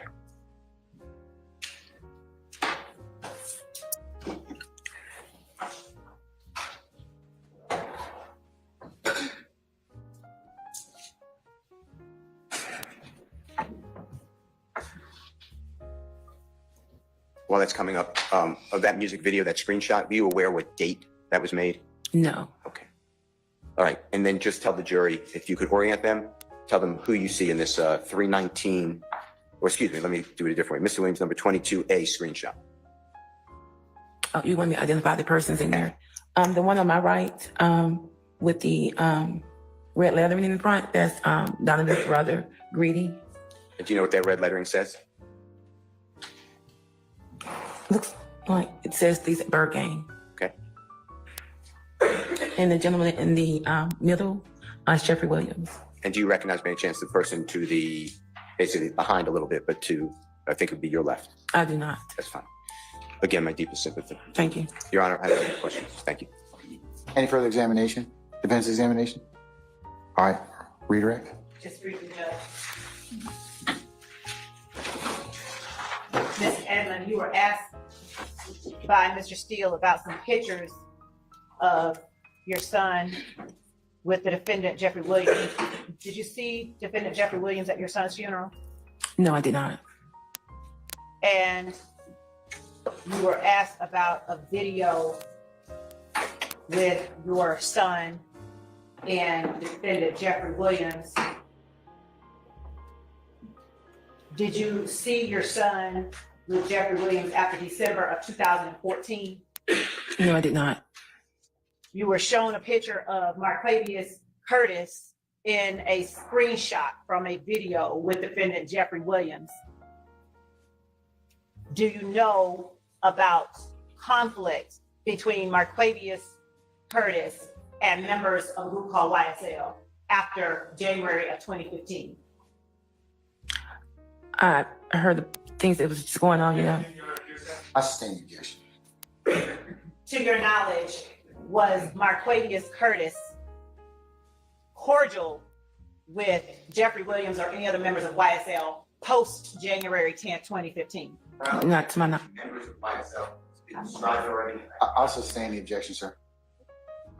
Was Marquavius Curtis cordial with Jeffrey Williams post January 10th, 2015? Objection, Your Honor, caution speculation. I sustain the objection. Lay more foundation if you want to ask that. Did you ever observe Marquavius Curtis with Jeffrey Williams after January 10th, 2015? No, I did not.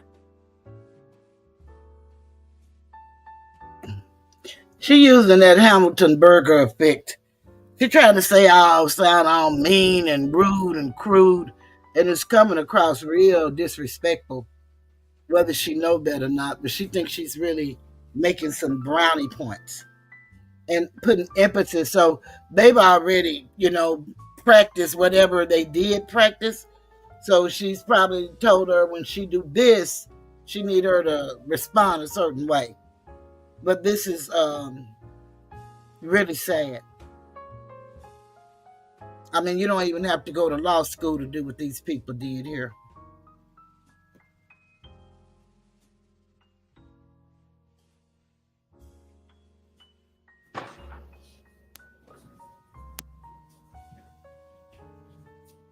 Did you ever observe Marquavius Curtis with Martinez Arnold after January 10th, 2015? Objection, Your Honor, caution speculation. I asked what did she observe. I'll overrule the objection.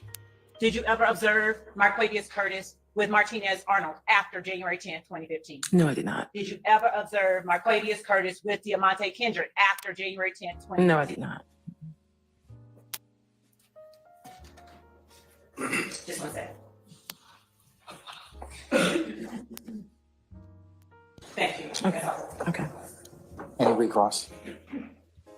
Counsels for defense. All right.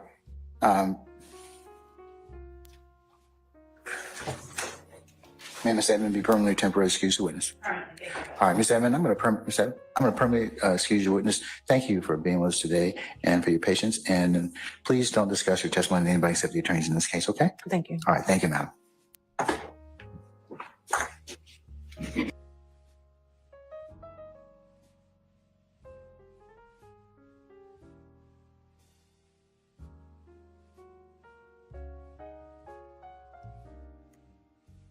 He didn't even end with my condolences. Let's celebrate Kelly's 12 months of membership. Thank you so much, Kelly.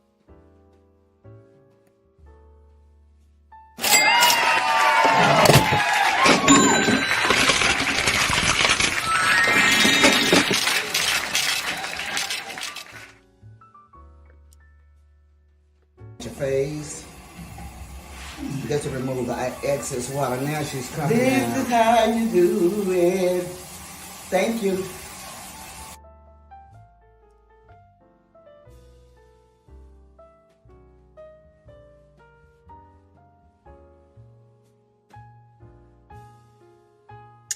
Yeah, I wouldn't be surprised if she didn't have dual citizenship. You know, at one while when they were allowing them to have the citizenship.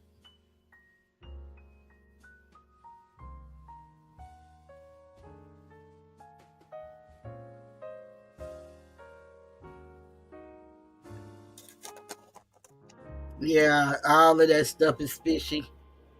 Fishy, fishy, fishy. So now we saw that lady's testimony, Mrs. Edmonds. And again, I don't do comparisons, but I am doing in contrast to now I thought when that lady was there, but I guess it was when his father was there when they talked about him being a drug dealer. Because they definitely got that on record. And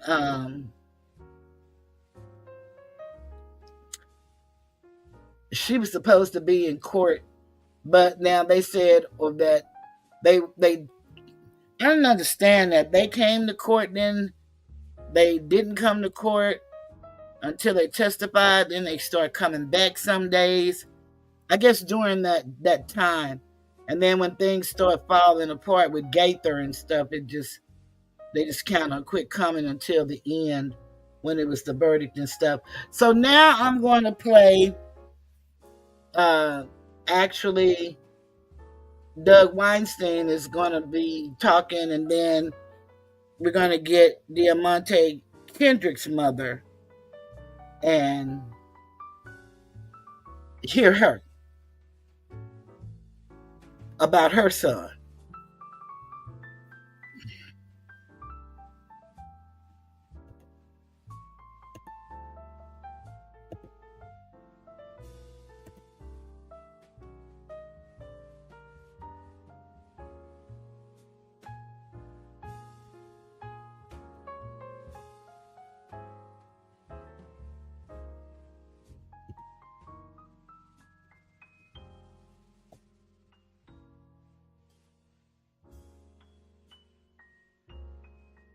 I've got to thank Judge Whitaker. The entire case changed when she took over. We got a fair trial. And anyway, it's just a wonderful experience. No, I ain't no regrets. No regrets. You know what I'm saying? He did what he felt like he wanted to do. So he's grown. He made his own decision. Have you spoken to him since this happened? Yeah. What was his reaction to today's verdict? Today? No, I haven't spoken to him. How is he doing? He's doing great. He's doing great. Honestly, he's doing great. So he don't have worry. You know, we still fight. We still fighting out as well. It's not over for us.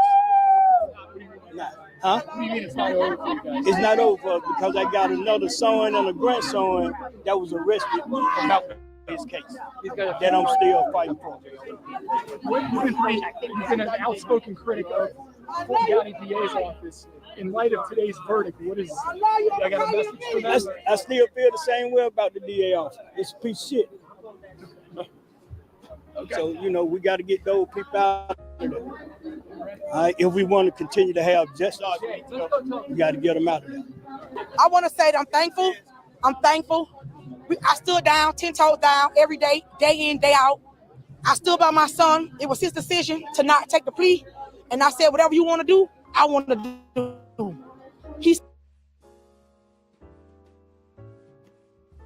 This is L.A. Pink, and she is founder. She and her husband founded Street Groomers, and she is so very active in that city, and it's not even real.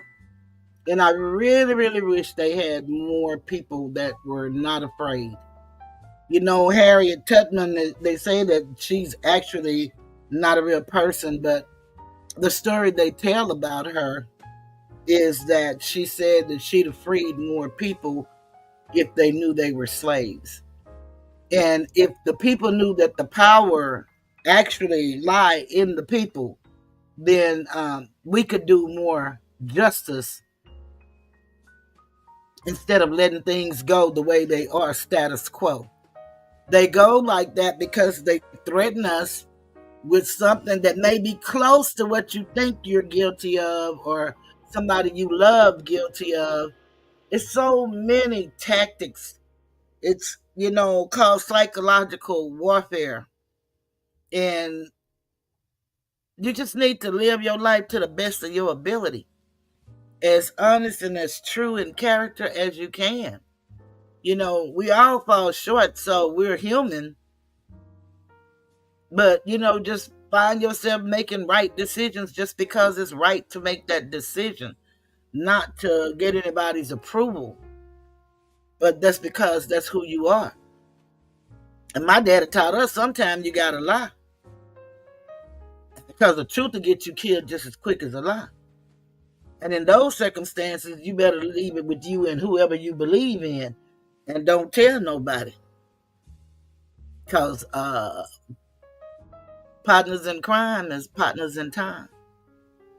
So you have to be discerning and decide for yourself. But when you have an opportunity to choose right, choose right. That's just my one woman's opinion. But here we go. I just want to acknowledge her. They've been having a 7-day praying outside of the Rice Street, Fulton County Jail at 3 p.m. And I was able to join a few days. Some days I forgot, but I was able to get in on about 3 days of prayer at 3 p.m. They did it.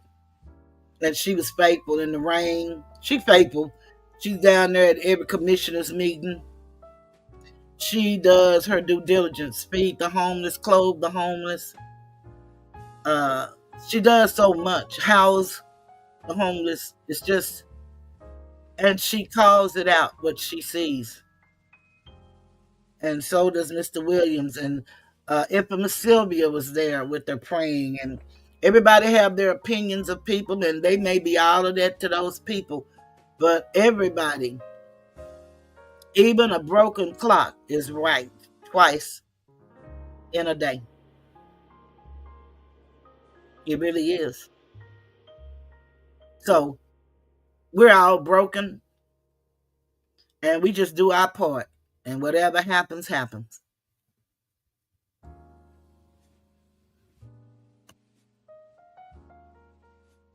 He said, no, I ain't taking a plea. He didn't take it, and we stood down. I prayed. I thank God for all the supporters all over the world, people who were supporting me, texting me, DMing me. I appreciate the love, and the love. All the prayer warriors, I'm thankful. God is good. He did his big one. They used my son rap lyrics against him. How dare they do that? It's a freedom of speech. They just did so much corruptness in this case. And they threw things against the wall and it didn't stick. I'm thankful. I'm grateful. I just got so much emotion right now. I'm full. Day in, day out, going to work, having a personal life, coming back down here, sleeping in the courtroom. They having to wake me up, doing this thing over and over and over again repetitiously. Every day. My son stood up 30 months. My son stood up. And we was victorious.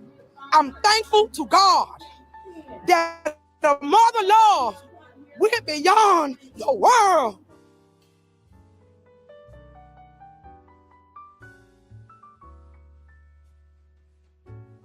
Now, Kelly saw this video and she heard that, and she immediately sent it to me and told me she thought about me.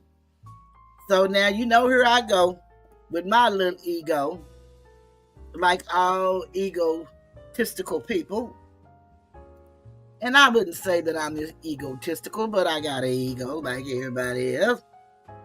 But I want to stop it right there. Right there. And talk about, well, I'm going to let my little old voice. I was smacking a lot. I didn't know I was smacking so much, but I was. It is what it is. But here we go, y'all. In a mother's love, you will find everything. Everything's alright. To a mother's love, you are bound. You can rest on sacred ground. In a mother's love, you are free to dream, because she sees what you can be.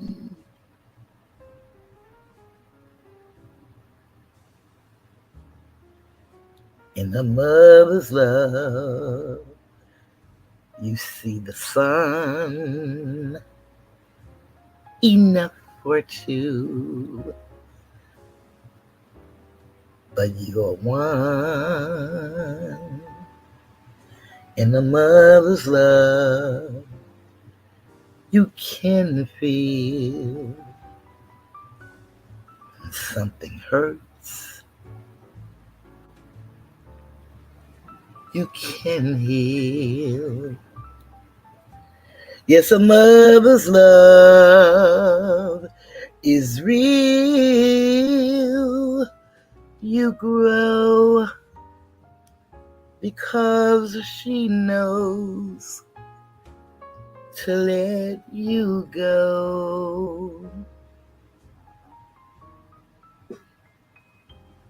Yeah, mama.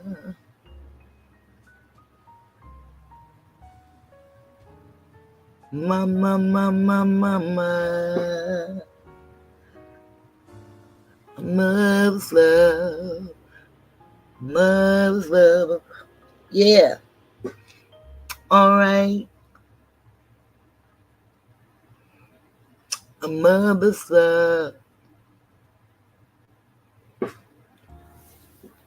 And a mother's love never lies. She believes that you can fly with all of her might.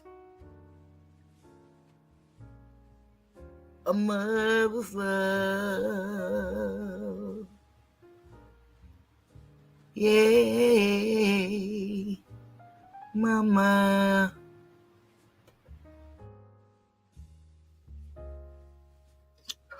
Yeah. And you're so right, Keisha. You know, boy, that just broke me down. And I don't believe in my heart that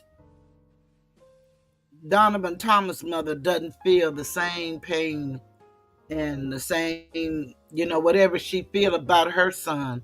I'm not saying that lady doesn't feel that. It's just the way that she was used and the way she was unable to express to me herself in grief.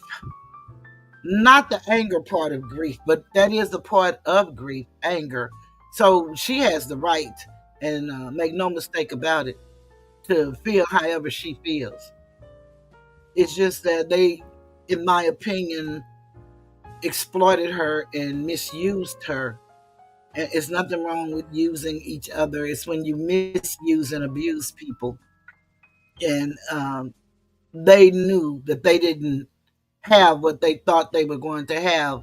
And I guess if they'd have kept Judge Glanville, just if y'all heard the things he was overruling and how he was ruling, and they may have gotten away with this, but there is a force, a source, a higher power, a God, all something that brings order to life. You can participate or it can happen to you, but it will happen. For some people, some things are so catastrophic, they don't get that result, so they don't never feel that feeling. But bad things happen to good people. So we just have to live with those things. But I mean, this mother, I never heard her call him by his nickname. And I'm not saying she doesn't do that. But in this video, she talked about her son, Diamante. And it was awesome. Yeah, it had me crying too. But let's go back to it.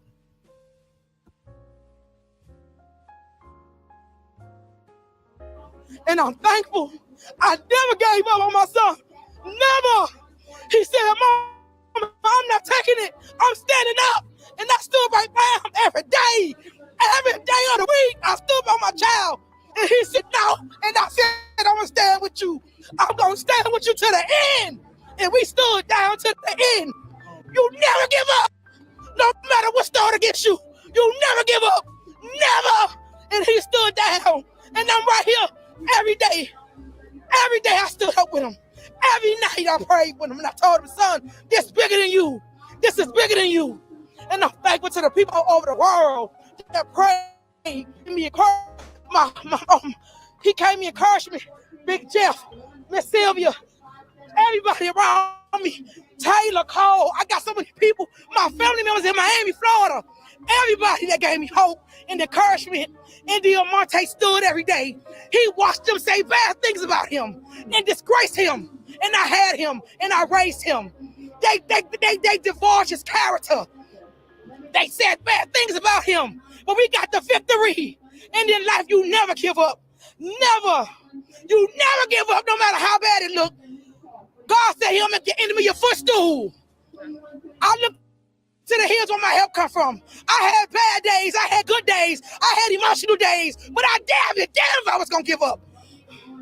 And I'm thankful for everybody that's been around me in my life who encouraged me. I'm emotional beyond words. I am emotional beyond words, beyond measures. A mother love. I never will give up. And I taught him that to give up, never give up. No matter what the traditional system say about him, never get up.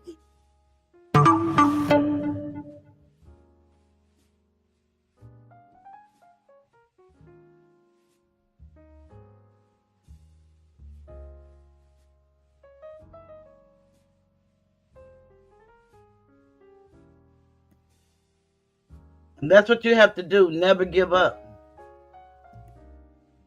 And so if Mr. Thomas' mother feel the way she feel, she should never give up. And they may need to start doing their own investigating, because that's about the only way that it's going to happen. She may want to get her a YouTube channel and talk about it, She said she doesn't do social media and get on and talk about stuff like this. Maybe it's time to, just start talking about it, and to whatever degree she feel like it. And she may not be able to do that. But I do empathize with her. But it's just so sad. And then knowing that they, the rumors of the relationship and things of that nature, and knowing that she knows about her son's lifestyle, that doesn't give anybody the right to do what happened. But we do know with certain lifestyles come certain ends. And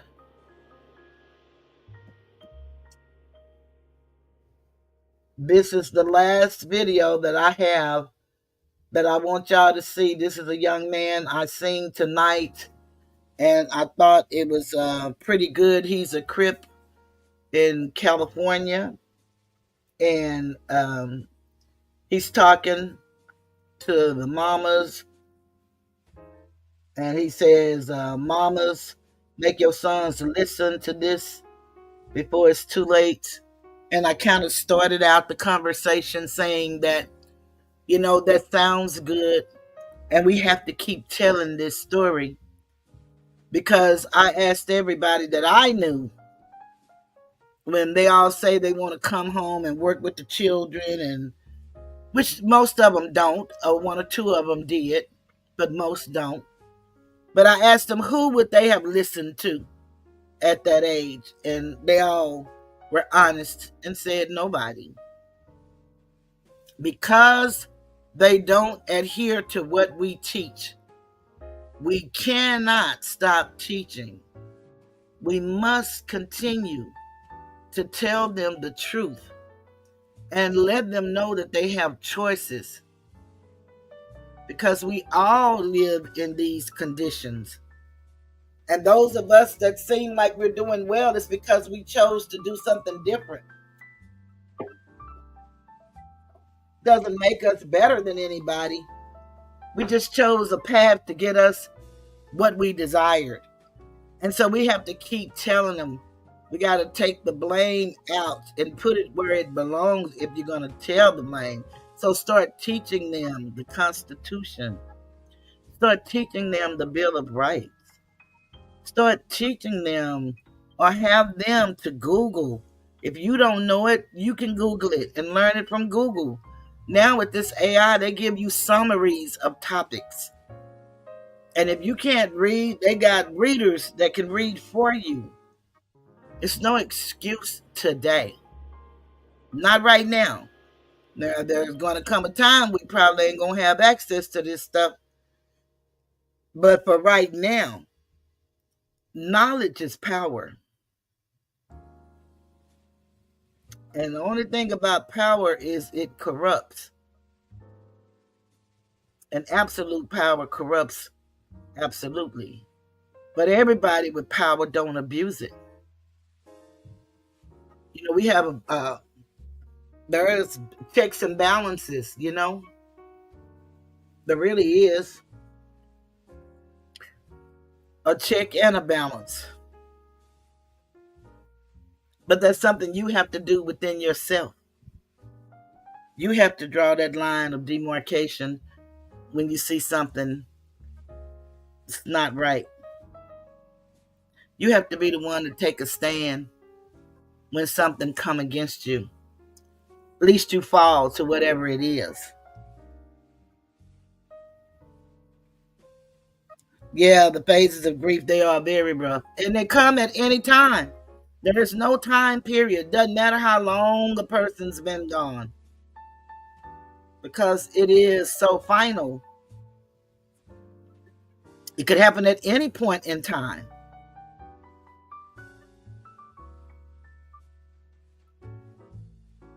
And it would be good if we would be able to seek help. And there's only so much help you can get, because, you got to make all the decisions. But sometimes it's just good to have somebody to listen to you, just to hear you. And it helps you hear yourself out loud. And it's good sometimes to be heard without judgment. That makes a difference.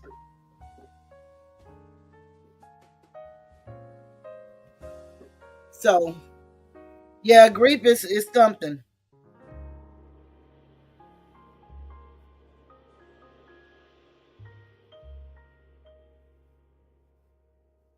Yeah, she has to. And it's very easy to say for me, because I'm not sitting in that position. But I have, and I do sit in the position of loss, of a mother, father, two brothers, and a sister, and host of aunts, uncles, cousins. So I do understand all that. I don't know the grief of a child because I only have one. And I have a niece that I call my daughter, so I would liken that to two. But I know all of the ones that I have suffered have been devastating because everybody have their own role in your life. So it's very hard to, you can't tell anybody what to do. The only thing you can do is just share what happened to you and what you did. And then you got to pick the right time to even do that. Because sometimes people want to talk about what's happening with them. And before we know it in the conversation, we done took over the conversation and started talking about what happened to us. And they called us because they needed. And it doesn't take a license to help one another, although they have put licenses on everything. That's why I call America the land of the free and the home of the slave, because they feed us out. But one of the therapeutic values of Alcoholics Anonymous and any anonymous program is one person that suffers from that illness helping another. And you can talk freely. No foul, no judgment. Just be who you are. And I don't mean everybody's going to play by the rules, but the majority of the people are going to, because they have what they call group conscious, and they have what they call a spiritual leader, which is not in the physical realm. And everybody do try their best to adhere to those type of rules.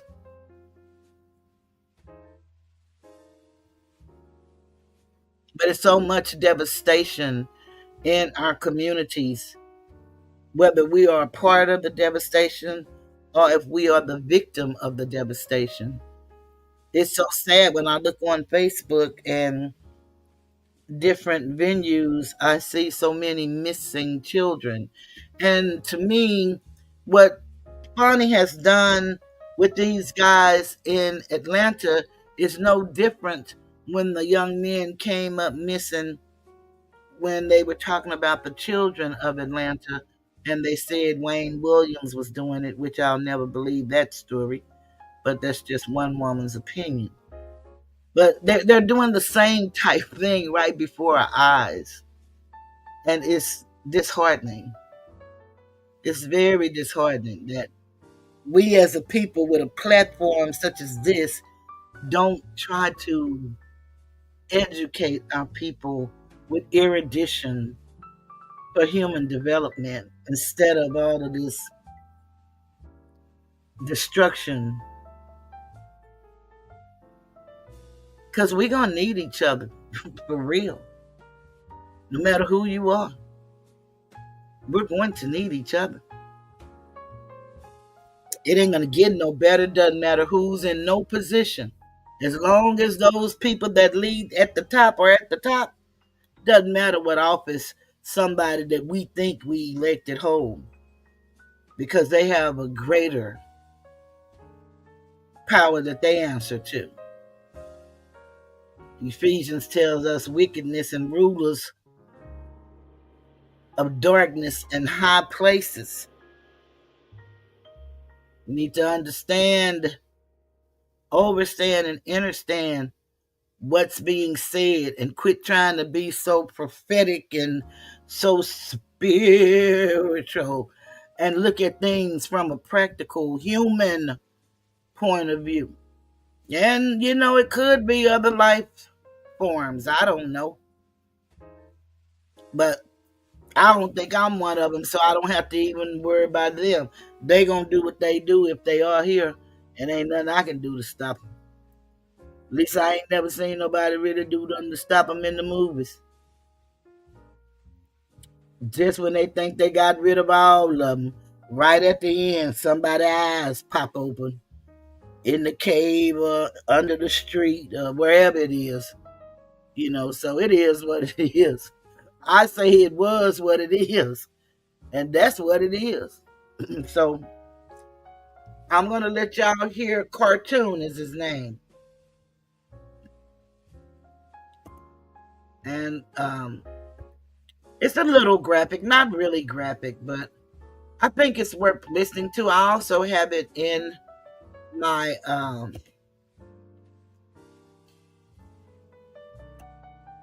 description. I have the link,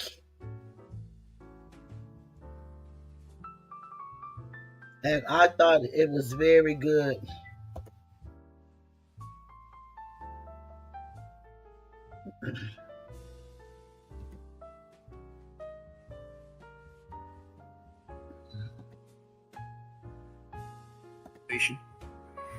What's up, YouTube? This a video, man. Listen. The mothers out there, the fathers out there, the grandparents, the grandfathers, the sisters, the brothers, the nieces, the nephews, the uncles, the aunts, the cousins, the close friends, family, friends, and relatives. If you have kids that I'm gonna say are 17 and under, even older though, if need be, but 17 and under, because see, 17 and under, you still a part of the juvenile correction system. But now, depending on the crime, you know what I'm saying, you can be tried as an adult. Girl or boys. Man, go get man, listen, let me tell you something. Mothers and fathers, especially. You got these little young kids, man, these young boys that's out here in the streets. They wilding out. They doing whatever. This is to them. I'm speaking strictly to them. Not to y'all, but to them. But you need to go get them and let them hear this. That's what you need to do. You need to go get them and let them hear this. I witnessed today my partner's son, 15 years old, get into some gunplay on the runway. He gone. He not dead, but he going to jail now. He going to jail. He going to do a whole lot of time now for what just took place. Man, listen, I make a lot of videos, y'all. Young dudes, your homies. You know, girls too, if you in that life. But homies, if you in this life, if you in this life where you packing these guns, handguns, chopper sticks, blickies, whatever y'all call them in this day and age, and you feel it make you cool, you feel it makes you a big man, you feel it makes you somebody that's not to be messed with. If y'all feeling that way, it's a false bravado, homie. It's false. It's not. It's wrong. Because the same way you feeling about it, the next youngsters out there that's in y'all age group or whatever, even older or younger, they got the same thing, homie, and they feeling the same way about it.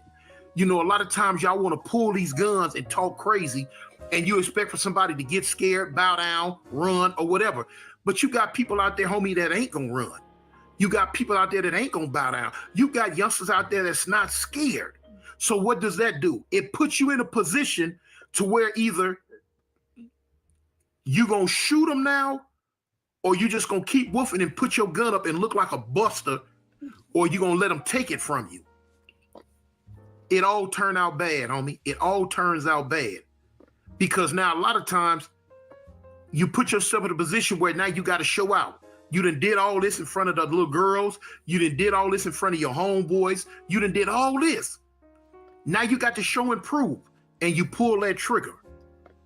Whether it's a fully loaded clip, or whether it's semi-automatic clip, or whether it's just a revolver, you pull the trigger. Now what? You a big man? You strong? You powerful? You tough? You did what you felt you had to do? Okay, now it's another part to that. Now the other part to that is when half the people that's standing around out there when you did it, or know about what you did, because you done ran your mouth about it when they tell on you. When them cameras that's on everybody's doorway, that's up on the walls, that's up on the top of buildings, that's on street lights, when them cameras catch you. And a week later, now you in the detective's office. Now you in the county jail on your way to prison. Different state got different laws. But now you on your way to prison for a long time, homie. So you think in your mind, oh, it ain't nothing, I can do it. You say that now. Man, I seen so many, man, in the last 40-something years, man, I did almost all of them. Between juvenile facilities on up to prison, in the last 40-something years, the majority of that 40-something years, homie, was spent behind bars. So I know. I wish somebody would explain to me then what I'm trying to explain to y'all now. It won't register until 2-3 days later. I've seen it a million times. Here it is, they killed somebody Monday. They shot somebody Monday. Now they in the county jail Wednesday. By that following Monday, they crying.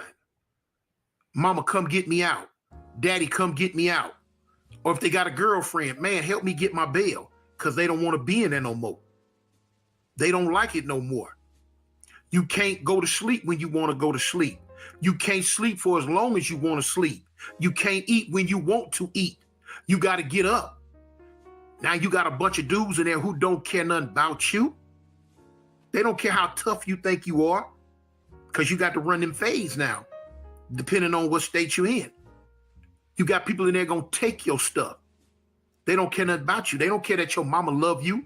They don't care that your grandmama love you. They don't care that your father, your sister, your brother, your cousin, your kids, or your girlfriend loves you. They don't give a dang about that, homie, because they don't love you. You're going to have to get in there and get savage. Man, you youngsters know y'all don't like fighting, but you're going to have to in there. They going to take stuff from you that you don't want took from you. They gonna take stuff from you that you don't want taken from you. If you can't defend yourself, they gonna take your phone time from you. You don't get to get on the phone and call mama and cry to come get me. They gonna take your food from you. And when you catch store, if you can't protect your store and defend yourself, they gonna take that from you. You don't get to eat your cookies and soups that you just bought with the money your girlfriend or your mama sent you. They gonna take your shoes from you. Nah, fool, walk around barefooted. You ain't tough enough to walk around with shoes on no more. We need these. Your clothes, your soap, your deodorant, your toothpaste, your pride. And if you get put in the wrong situation, they'll take your manhood from you. And for those who don't know what I'm talking about, them boys will, to where you showing up be crying. I done seen it over and over, y'all. But y'all don't realize that. You youngsters, y'all don't realize that, man. All y'all think about is in the moment. I want to hang with my partners. I want to look tough with my partners. You know what I'm saying? Or if you're in certain states that's really, really highly gang oriented, I want to bang. I want to kick it with the homies. We gonna put work in. We gonna do all this. But then it gets show enough real when you go do this because you feel you obligated to do it because you down for the set. It get bad on you when the same dudes that was in the car with you be the same ones that point you out on that stand. They be the same ones that send you to prison for another 70, 80 years of your life. Basically, they sending you there to die. It ain't nice, homie. Them hard beds, them steel floors, it ain't nice. All them other races that don't care nothing about you. And then you got to deal with half the people that are the same race as you don't care nothing about you. You don't realize it till it's too late, man. I'm telling you this now, hoping that it sink in before it's too late. Before it's too late. It's a big difference, man, when you sleeping on a bed made out of steel with a mattress that thin versus the bed you in now. Man, y'all need to just stop, man, and look at when you going into churches, when you going into Popeyes, when you going into the KFC and you ordering what you want to eat, when you want to eat it, how you want to eat it, made up, shaped up, twisted up, and presented to you how you want to eat it. Versus get up, child call, let's go, clear the dorm. And you walk through that line and then people putting that food on your plate that look like some Bigfoot stepped on, and you eat it or you don't eat it. They don't give a dang if your stomach touch your back. This is what we serving you. It ain't Burger King no more, have it your way. It's the prison system's way. But see, y'all wasn't thinking about that when you was in the street with them guns. See, let me show you something, man. A lot of y'all not built for that thing, man. Y'all not built for it. You got to check them guns in at the back gate. A lot of y'all don't know what it is to do hand-to-hand combat. A lot of y'all don't know what it is to look a man dead in his eyes and have to try to kill him. Because why? He's looking you dead in your eyes, trying to kill.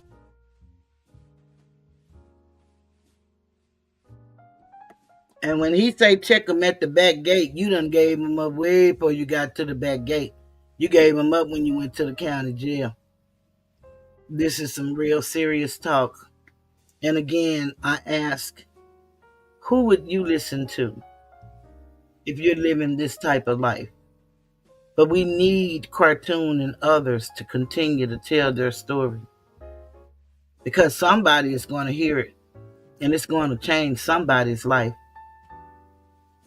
When we stop blaming one another and start getting to the root cause of the issues, and we do it together, because a lot of parents today are afraid of their children. They're literally afraid. And you got children, unaliving parents for cell phones and cousins and that kind of stuff. It's really, really, really perilous for real. But I'm going to let him keep educating us. So you, with a blade that's longer than you, your body is thick, that when he sank it in you, it'll go in your chest and come out your back.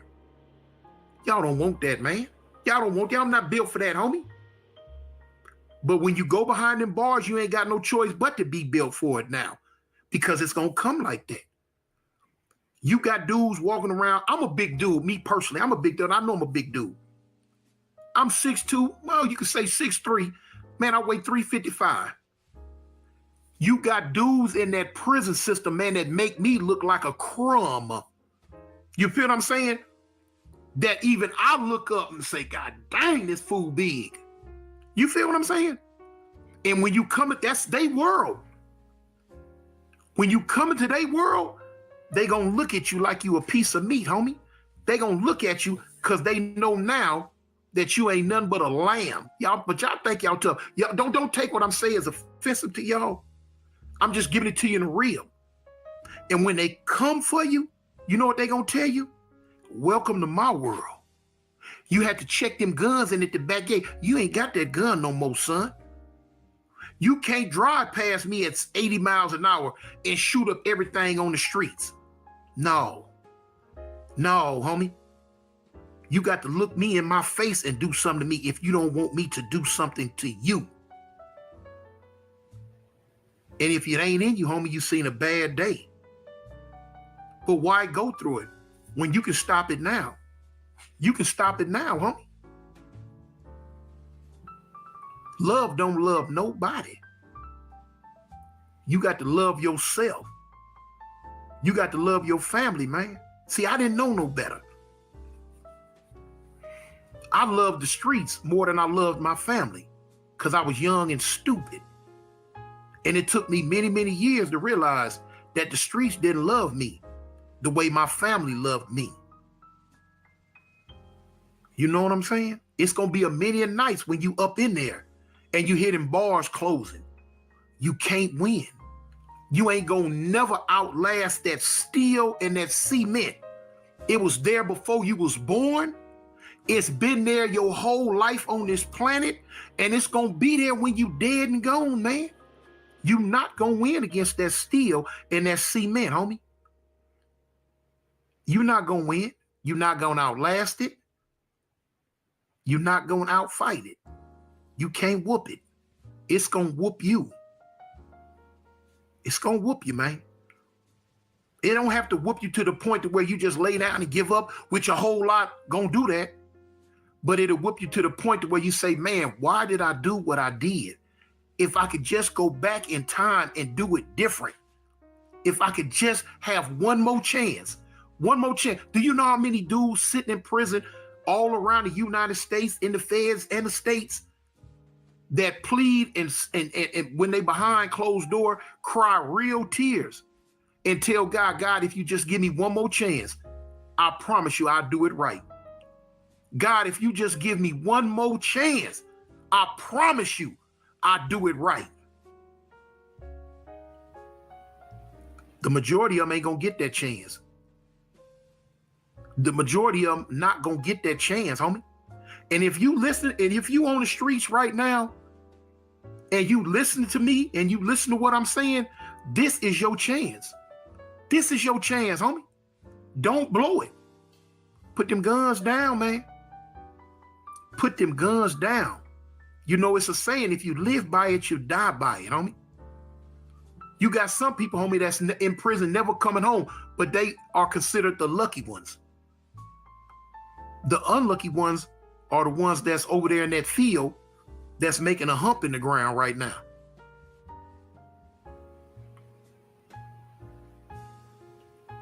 A lot of y'all think, oh, well, if I go in, you know, I got homeboys in there. My homeboy's gonna look out for me. Man, your homeboys a lot of times gonna be the one that's gonna turn on you. They not the same, homie. They not the same. Yeah, y'all might have ran together when y'all was young kids, but now they been gone for 4, 5, 6, 7 years. You ain't seen them. Then when you do come to prison behind them, you like, oh man, what's up? You better look into their eyes. You better look into their eyes, homie. Because when you look deep into their eyes, 9 times out of 10, homie, what you seen when y'all was kids, that look ain't gonna be there no more, homes. It ain't gonna be there no more. They don't care nothing about you. It's every man for himself when it push come to shove. And for those of y'all think that can't nobody tell you nothing, no. When you get behind them walls and you get behind them bars, somebody gonna tell you something. You don't run you no more.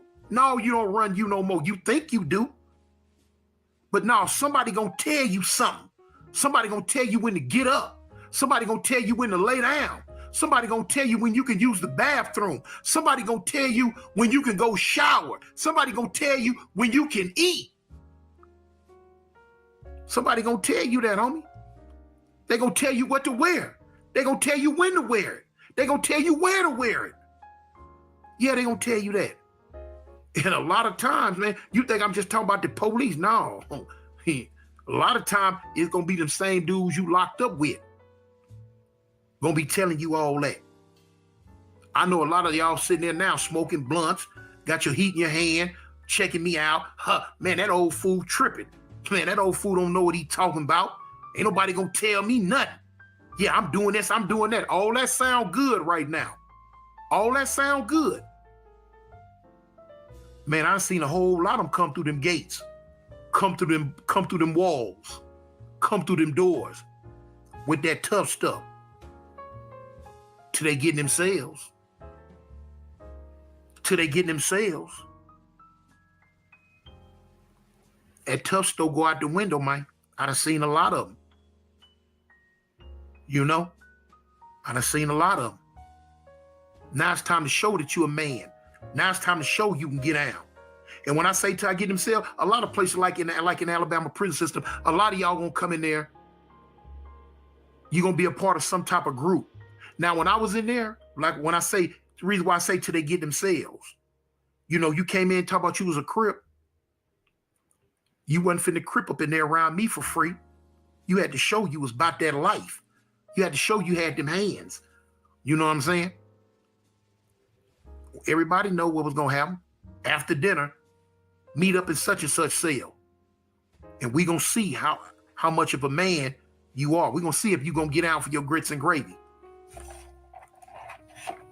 You had to fight, homie. You had to get out. A lot of y'all don't want that, man. A lot of y'all don't want that. And you had some that came in, stomped down. Argh. You know what I'm saying? Gonna fight, gonna stab, gonna kill. They come in doing it. Yeah. You got them diamonds in the rough, homie. That turn into Conan the Barbarian up in there. That's down, that's gonna get out for everything. Stuck to their word. Said they gonna come in and be killers and monsters. And they came in was killers and monsters. But whooping fools that got in front of them. Stabbing fools that got in front of them. Ooh, oh. Rose up in the ranks. They whooped everything that came their way except for one thing, homie. One thing you ain't gonna whoop, and that's time. You're not gonna beat time. That time gonna whoop you in the end. That time gonna catch up with you. 5 years done went by. 10, 15, 20, 25, 30. You're not that guy no more. You tired. You want to go home. You don't want to fight no more. You don't want to stab no more. You don't want to put the set first in front of your family no more. You just want to go home to whatever type of family you may have left. Cause now listen to me, man. Mama dead. Daddy dead. Grandma dead. Kids grown. With kids. They going on about their life. You in there, you forgot about now. What you did when you came in, your legacy not gonna feed you. Your legacy not gonna get you out of prison. All that hardcore stuff you did all them years, it's counterproductive now. When the parole board read it in your file, no, it's no such thing as, well, you know what? You came in as a gangster. You came in as a rider. You came in wrecking shop. Well, you know what? We finna let you go.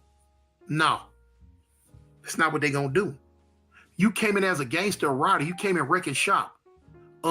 We don't think you're ready for society.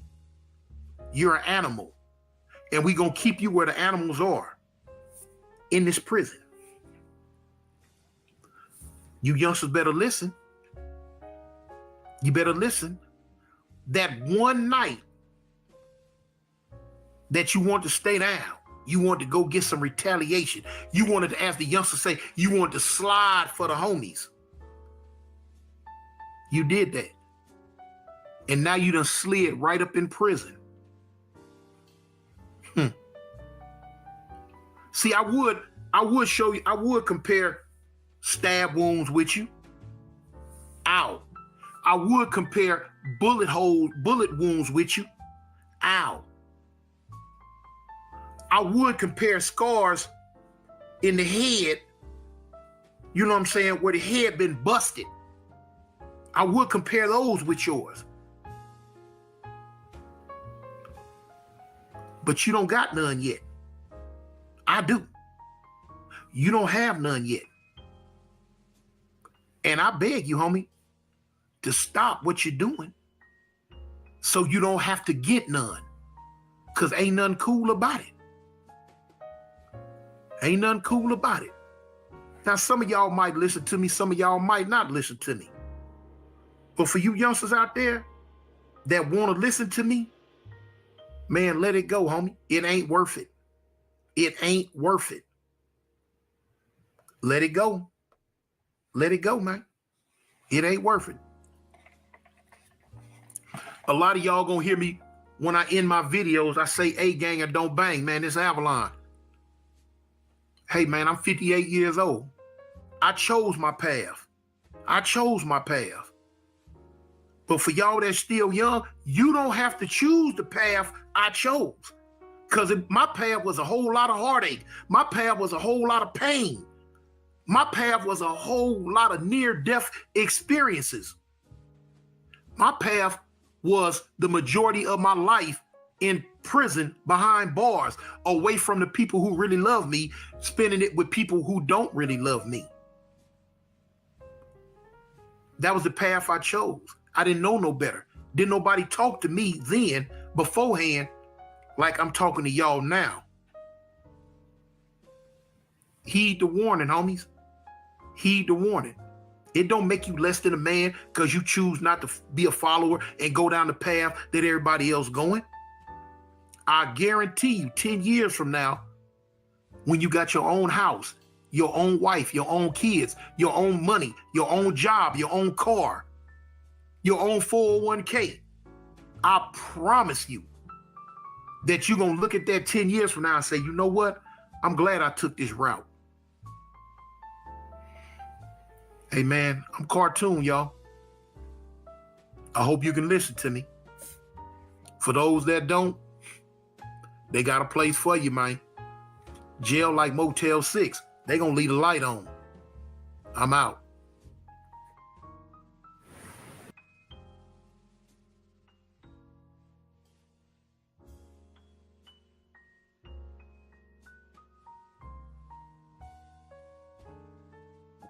I thought that was something that need to be heard, especially with them trying to say that YSL was a criminal street gang.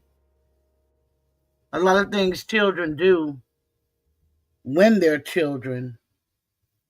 Yeah, Keisha, I like his delivery too. That's what made me decide to subscribe to his channel and then share that video. I don't even know how it came up on my timeline, but I was glad it did.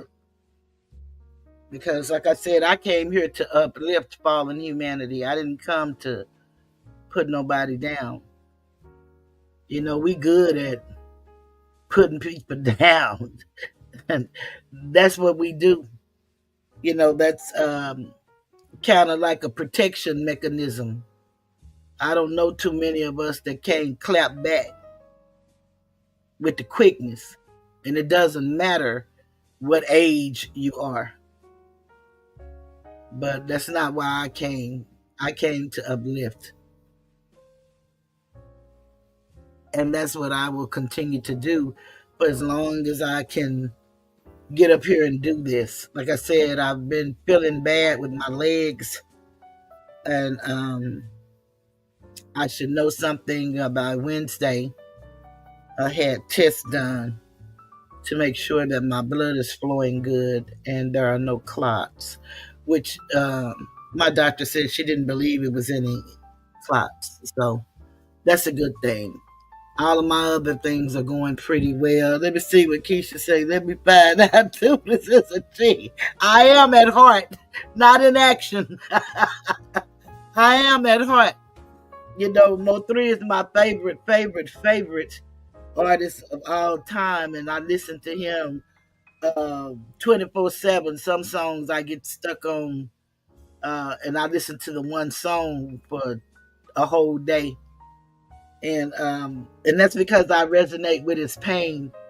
You know, just a little fella growing up in the hood, like most little fellas are, and I have, you know, nephews and cousins, and I have a son, but my son, his mother orchestrated his life, and I'm grateful that he was able to stay on that path and navigate to where he is today, a successful businessman. But it's a struggle because it's a corporate world out there, and you know, there is no room for us Asiatics anywhere, and it's not because of the color of our skin is because the blood in our veins, who we are as a people. And it's not enough to remember how great we were and how gold and Mansa, Musa, and that's beautiful to know your history. But you need to learn how to live in this place, which is our land. You need to learn how to live. We're so busy teaching people how to leave here. We need to teach them how to live. Because we're not being taught. We know that just economics, we know that linguistics is so much about the English language we do not know.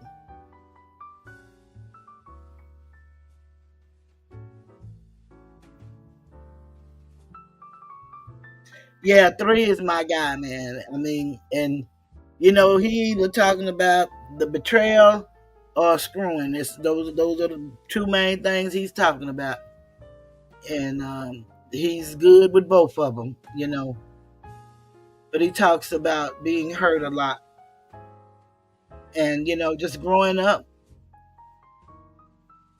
Oh, thank you, thank you. Look at her, Keisha. Hey. Congratulations.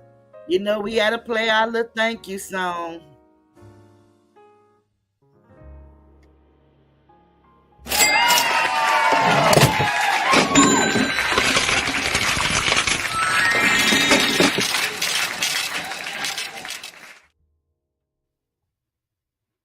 Your face. Just to remove the excess water. Now she's coming This out. is how you do it. Thank you.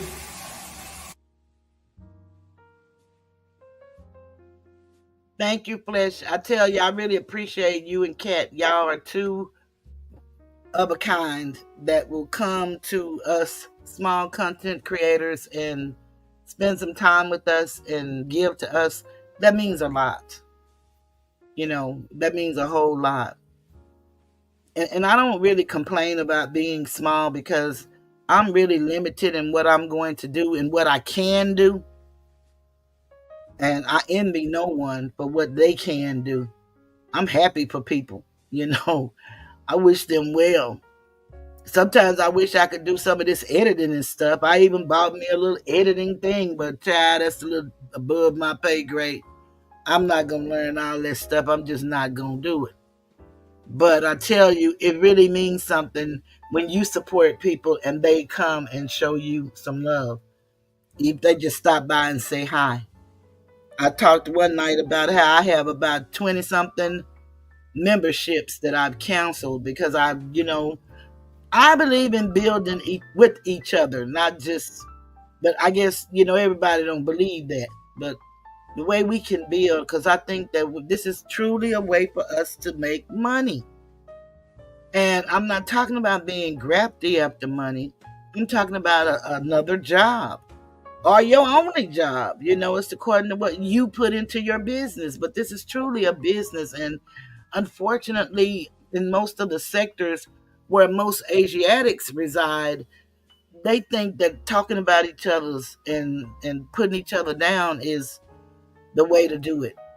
They want to be Howard Stern or, somebody that they can't be.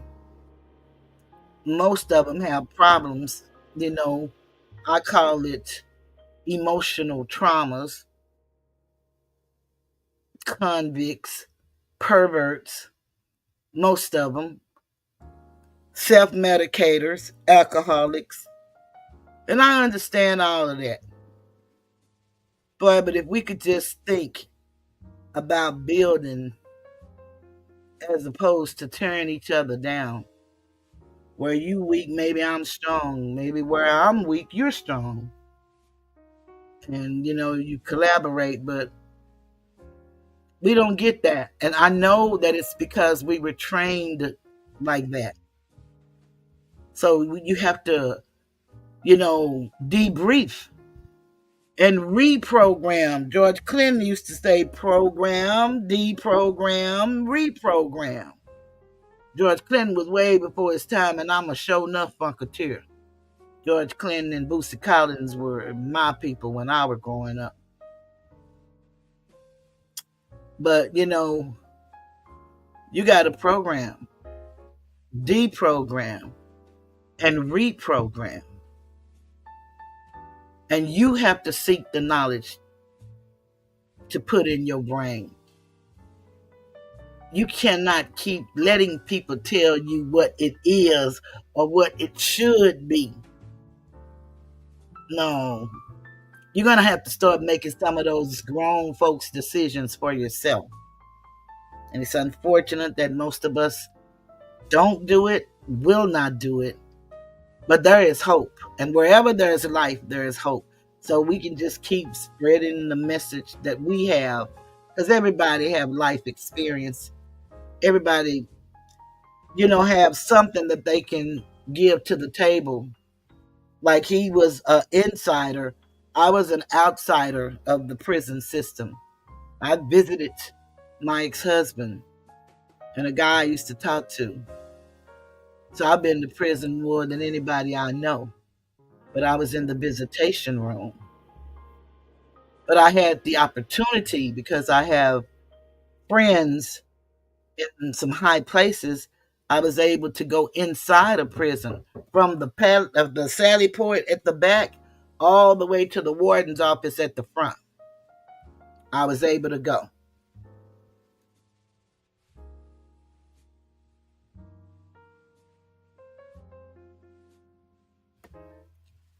Yeah, I got to tour the whole infirmary, the chow hall, the chapel,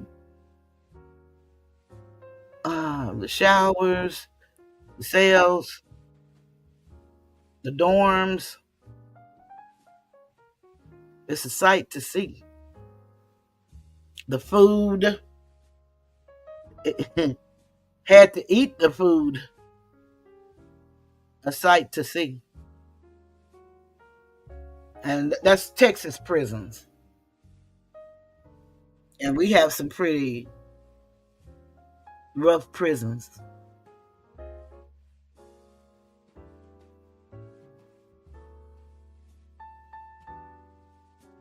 That's true, Keisha.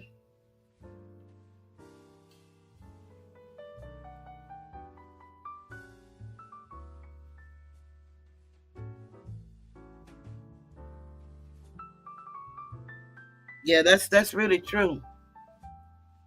We are more alike, and that's what I try to share with people. We're far more alike than we are different. We really are.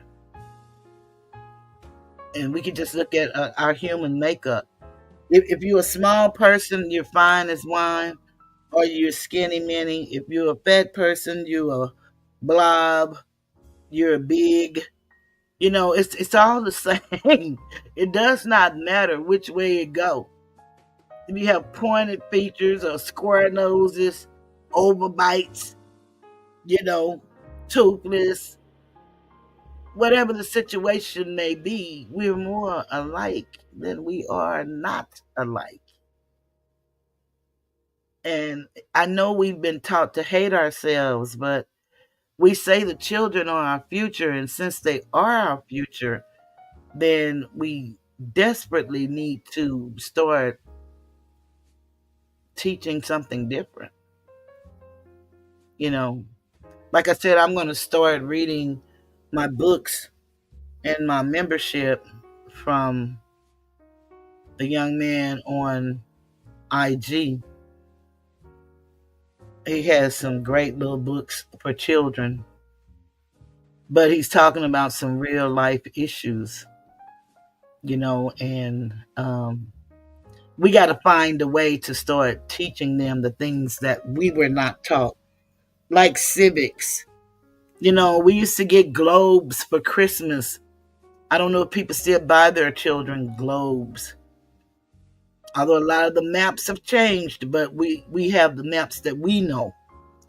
And we need to get those and challenge our children. They have all of this technology and it's ruining them because they're not using it for the right purpose. You know, you have children, like I said, coming up missing, so, and a lot of it because they were on the internet and met somebody. That ought not be. It ought not be. Hey, Shay. Good to see you. I'm so glad you guys were able to come and hang with me. The last thing I was going to talk about, and then I'm outie, because you know my little old Chinese and Korean movies are calling me. That's what I look at in my off time. And then I try to catch some of y'all like Flesh and Cat when they're live. Uncle Suge and Asatar. I try to catch you guys.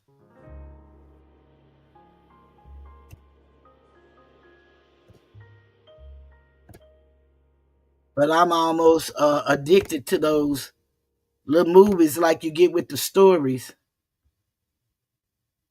But I want to talk about this before we go, in case it's some mamas, some grandmamas, and it's, you know, something you might could use.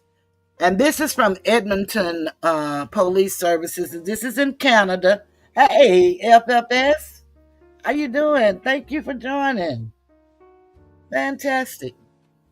This is in Canada, and believe it or not, the few people that watch my show, somebody's in Canada, somebody's in the UK, and the rest are in the United States. But these are traits of gang members. And you know that farce of a trial that we saw, it looked like the DAs were more gang members than than the people they had on trial. But, you know, I gave a scenario that we need to truly understand. And anybody who's, this is your first time here, need to understand that I, Toothless Tiger, am an Asiatic woman. I am not black. Black is a legal status. It is not a pedigree. It ties to no land. Asiatic because the landmass before it ever split up was all known as Asia. This dominion that we're in now, we call it America, but it's also known as Africa. So a lot of people have a lot of different opinions about it. The only thing I can tell people is to do your own research, and then you be the judge. I can't make you believe what I believe or think what I think, but I can tell you that if you go to Library of Congress and if you start reading books, you'll learn a whole lot, a lot that we were not taught.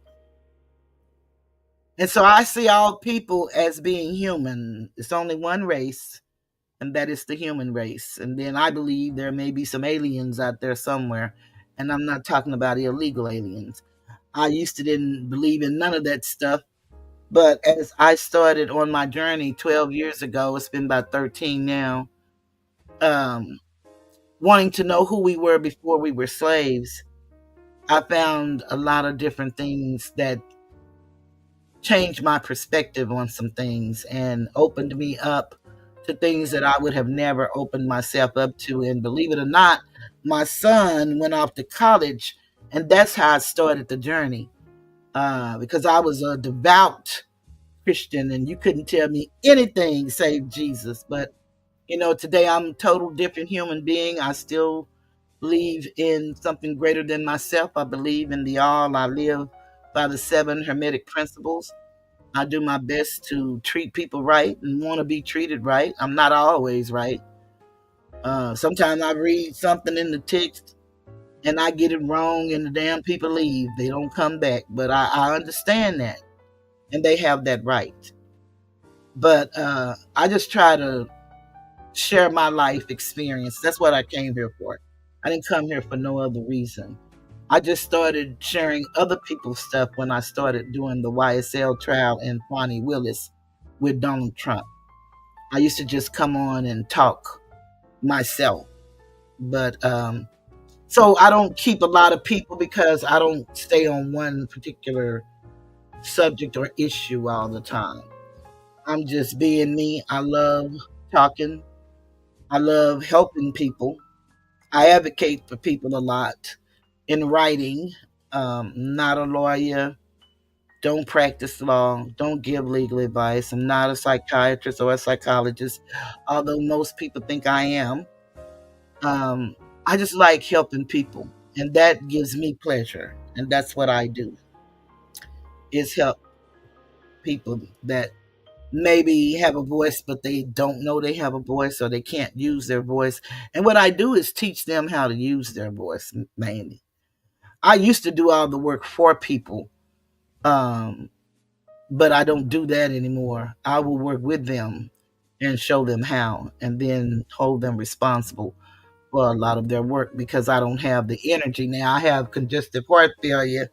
I was born with a third-degree heart block, and I didn't find out until after I gave birth to my son. That was 43 years ago, is when I found out. I'm 66.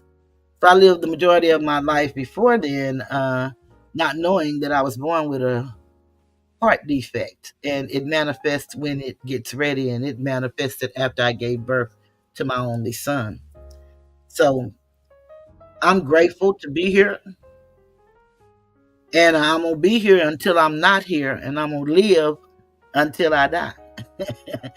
I live it one day at a time. Sometimes it's a good day, sometimes it's a not so good day, but it's a day, and I'm grateful.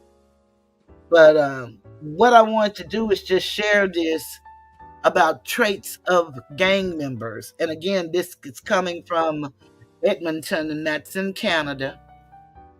And the definitions, though, are universal. And remember, Canada is the United States of Canada because we're all on American soil. I think people kind of get confused when they be talking about the Mexicans and the Canadians and the Brazilians. All of these people live on American land, so I don't know why people don't understand that they too are Americans.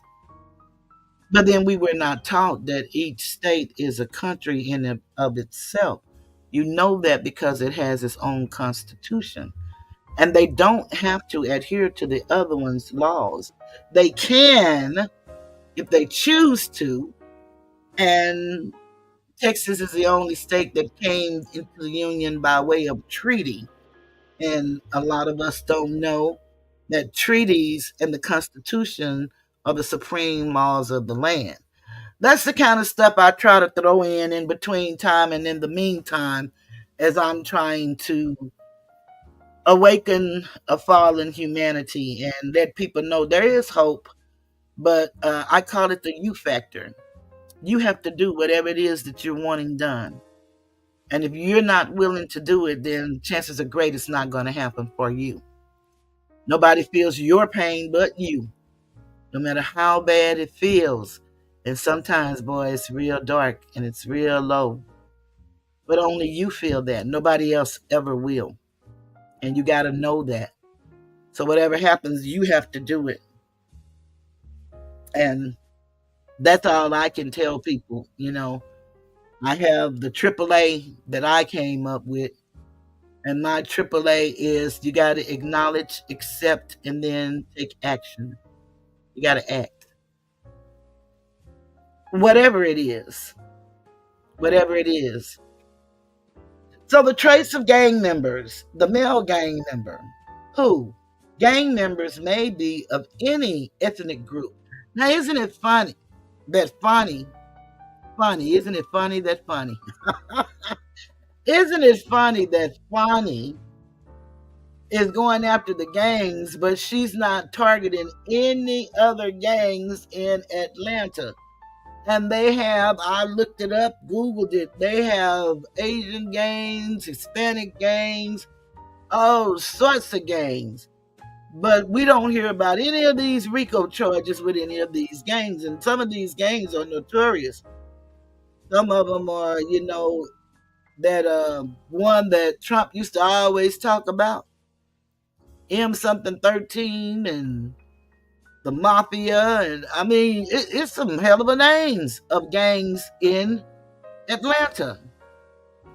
But of course, all we know is YSL and If Gang. That used to be the rock crew. I mean, that case sounds so crazy. I don't even want to go there. Let me keep going where I'm going. What? Young men form gangs to acquire companionship, gain peer respect, act out biases, and express cultural identity. Where? It is becoming a common occurrence in both rural and urban communities across Canada to see evidence of gang activity. So that's across the United States as well. Again, I said this is Edmonton, Canada, but this is applicable to the entire land. When susceptibility to gang influence is possible from the early age of 8 on into 20s. And that's if you're not born in the gang culture, because if you're born in the gang culture, it starts when you're born. How? Initiation into gang, most youths who want to be gang members must first endure a test or a ritual of initiation. Jumping in is a common form of initiation that consists of a series of beatings over a set period of time by a certain number of members to see if the initiates are tough enough to join the gang. Other forms of initiation may include robbery, shoplifting, rape, burglary, a drive-by shooting, stealing a gun, assaulting a rival, or self-mutilation. Quitting the gang. Two of the very few options available for successfully leaving a gang are beaten down, or jumped out. These are similar to the jumping in initiation rite. Expect the beatings are often so severe. Yeah, that said expect. I thought that should have said accept, but that say expect. So I'm gonna go with expect. The beatings are often so severe that severe injuries results. If a member chooses to leave the gang without being beaten down or jumped out, his former friends, gang members, may resort to extreme violence. When a member manages to get out of a gang with dignity, he definitely loses the gang's protection, but does not lose his former enemies. So they're not gonna help him no more. And his enemies probably are gonna go up in numbers. Why? The excitement of gang activity, which often involves violence, danger, and outward expressions of cultural biases, coupled with the acceptance given by fellow gang members, provide the social support and community involvement that are often lacking in the lives of young male gang members. The female gang member, who, young women of any ethnic background, may belong to a gang. In the past, a female's role in a male gang was primarily as a girlfriend, drug trafficker, or go between. What? Many male gangs allow females to join their ranks, but others are exclusively female. These all female gangs formed in reaction to the sexism and gender inequality found in male dominated gangs.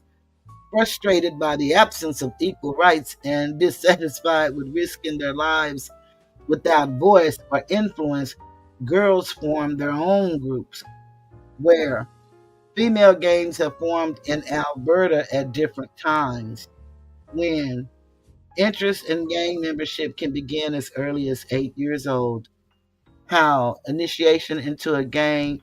Some initiation rites are the same as for male gangs, such as shoplifting, robbery, or beatings. Other requirements may involve sexual acts.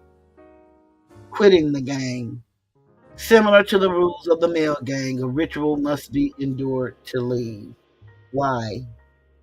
While males join gangs for excitement and acceptance of the gang, girls are induced by gang membership as a way to cure loneliness and secure warmth and affection, satisfy the need to belong to a group, fulfilled in a part by the dress codes and traditions imposed by gang membership as a sign of solidarity, to express anger and frustration encountered daily in a life fueled with poverty and joblessness and devoid of hope, excitement, and thrill. Possible traits of gang members: looking for a surrogate family. Young people join gangs to receive the attention, affirmation, and protection they may feel they are lacking at home. Breakdown of traditional family units. Many youngsters do not have a positive adult role model. Many see domestic violence and alcohol and other drug use in the home. Lack of parental involvement and the absence of rules and family rituals allow older gang members to be viewed as authority figures by young teens and children. Identity or recognition problems. Because of low self worth and self esteem, some youth join gangs seeking the status they lack due to the unemployment or academic failure at school. If young people do not see themselves as intelligent, leaders, or star athletes, they join other groups where they feel they can excel. Gang family history.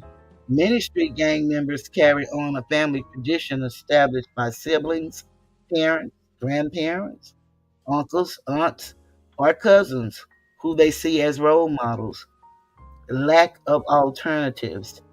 Few job opportunities, no positive recreational choices, or lack of effective responses to peer pressure can create a climate favoring gang membership. Few recreational opportunities. Many teens and youngsters do not have any interest outside of school. Joining a gang provides friends with whom they can share their free time. Need for money. The monetary allure of gang membership is difficult to counteract. Gang members share profits from drug trafficking and other illegal activities. To a teen, money translates into social status, poverty. And that's what this world is really all about: social status. A lot of people call it discrimination and racism. Number one, we can't be racist because we don't own anything.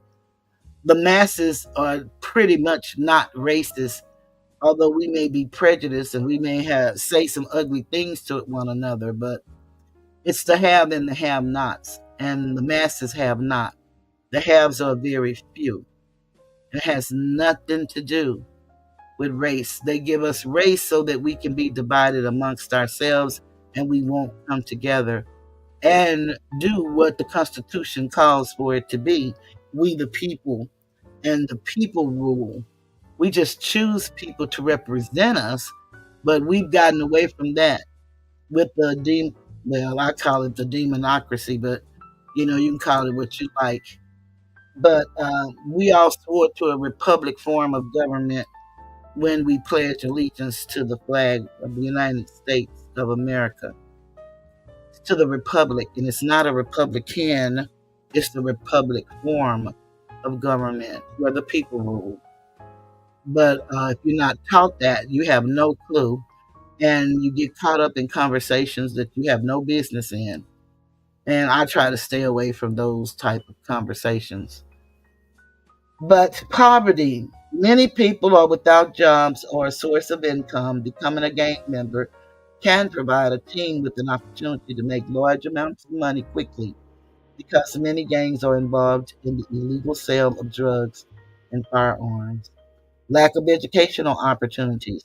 Many kids feel that time spent in school is wasted Joining a gang becomes an alternative to studying or attending school. Use of intimidation and violence. To coerce others to join their gang, members may recruit through scare tactics.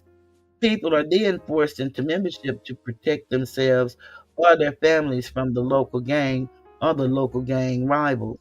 They do the same kind of play here on YouTube. It's the same scare tactics. I don't know how these people get scared of these people and pledge their lives to these people and start bullying you. And I don't know how they do all this and they just on the internet, but it happens. It happened to me, so I know it happened to others. It's really a sad thing, but we have the herd mentality. And so a lot of what I talk about is what I've learned in my research. Some people may take it personal. Be that as it may, I won't stay on my path because I know who I am. I really am who I say I am. And I stay on my path and nobody else's. I am willing to listen. I don't judge people. I talk about them, but I don't judge them because who knows the heart of man? I don't. Let me see what you guys are saying. Wasn't this land mostly taken from Indians, though? Just asking. Well, there's no such thing as an Indian. We are those people. There's no such thing as an Indian. They got the name Indian from the West Indies. And where they call India now in the East is actually used to be called Hindustan. So again, you got to do some real research.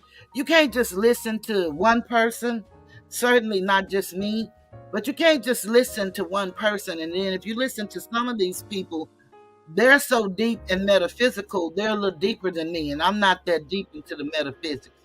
I just want to know how to live a normal life, how to fight when I need to fight on pen and paper, and how to exercise the rights that were given to me at birth that were stolen. So we are those people that they call Indians. We were here way thousands of years before Columbus came. We were here before the earth shattered and the Atlantic Ocean formed. We crossed the river and they called us Yahudi. So until you really start, you got to go back to, the beginning. And I'm not talking about in the beginning was Adam and Eve. I'm talking about when they started doing time, and it came from the Adam and Eve era. But, when you go back to 325 with Constantine, and then you come on up, this guy just got blowed out the water with his stories about Jesus the other day, and everybody loved this guy. I can't think of his name, but he's really embarrassed and stuff. He was going to this man's house. The man was European who he was having a conversation with, but he studied too. So, everybody study and you learn what you learn and you believe what you believe. And that's what that is. It's written there for all of us to believe, but we all have our own interpretation. And if you see what I see, then that's great. But sometimes people don't see the same thing. And I'm a person, I don't agree to disagree. We just disagree and move forward. We don't have to try to convince each other. Because one thing I know about truth, and I used to tell this to my oldest sister, never stop telling me the truth. Because the truth has a way when you're alone. And it's nobody but you, yourself, and I. And truth. You work it out. As long as you're not doing nothing to harm nobody, whatever you think, it couldn't be that bad. The bad comes in when you want to harm somebody or if you allow somebody to harm you. But the Indians, all of those are names that was given to them, like the Choctaw. Most of us are considered Cherokee. But if you just go and look, and I have pictures of the dark people that look just like those people that mixed with the European people. There's a lot of things that changed, but we are, yeah, the indigenous people of the land. And we don't want to be who we are because we are told so many things. And then if you start talking about who we are, then they want to put you on the terrorist list. And that's because of the fear tactics. The same thing as the game. They scare you into not wanting to know who you are. Black is a legal status. It is not. It is not a person. It's a legal status. So is white. Those are legal statuses. It's what I thought too. Let me see what y'all saying. Wasn't this land mostly taken from the Indians? We are they. They are us. We're all the same people.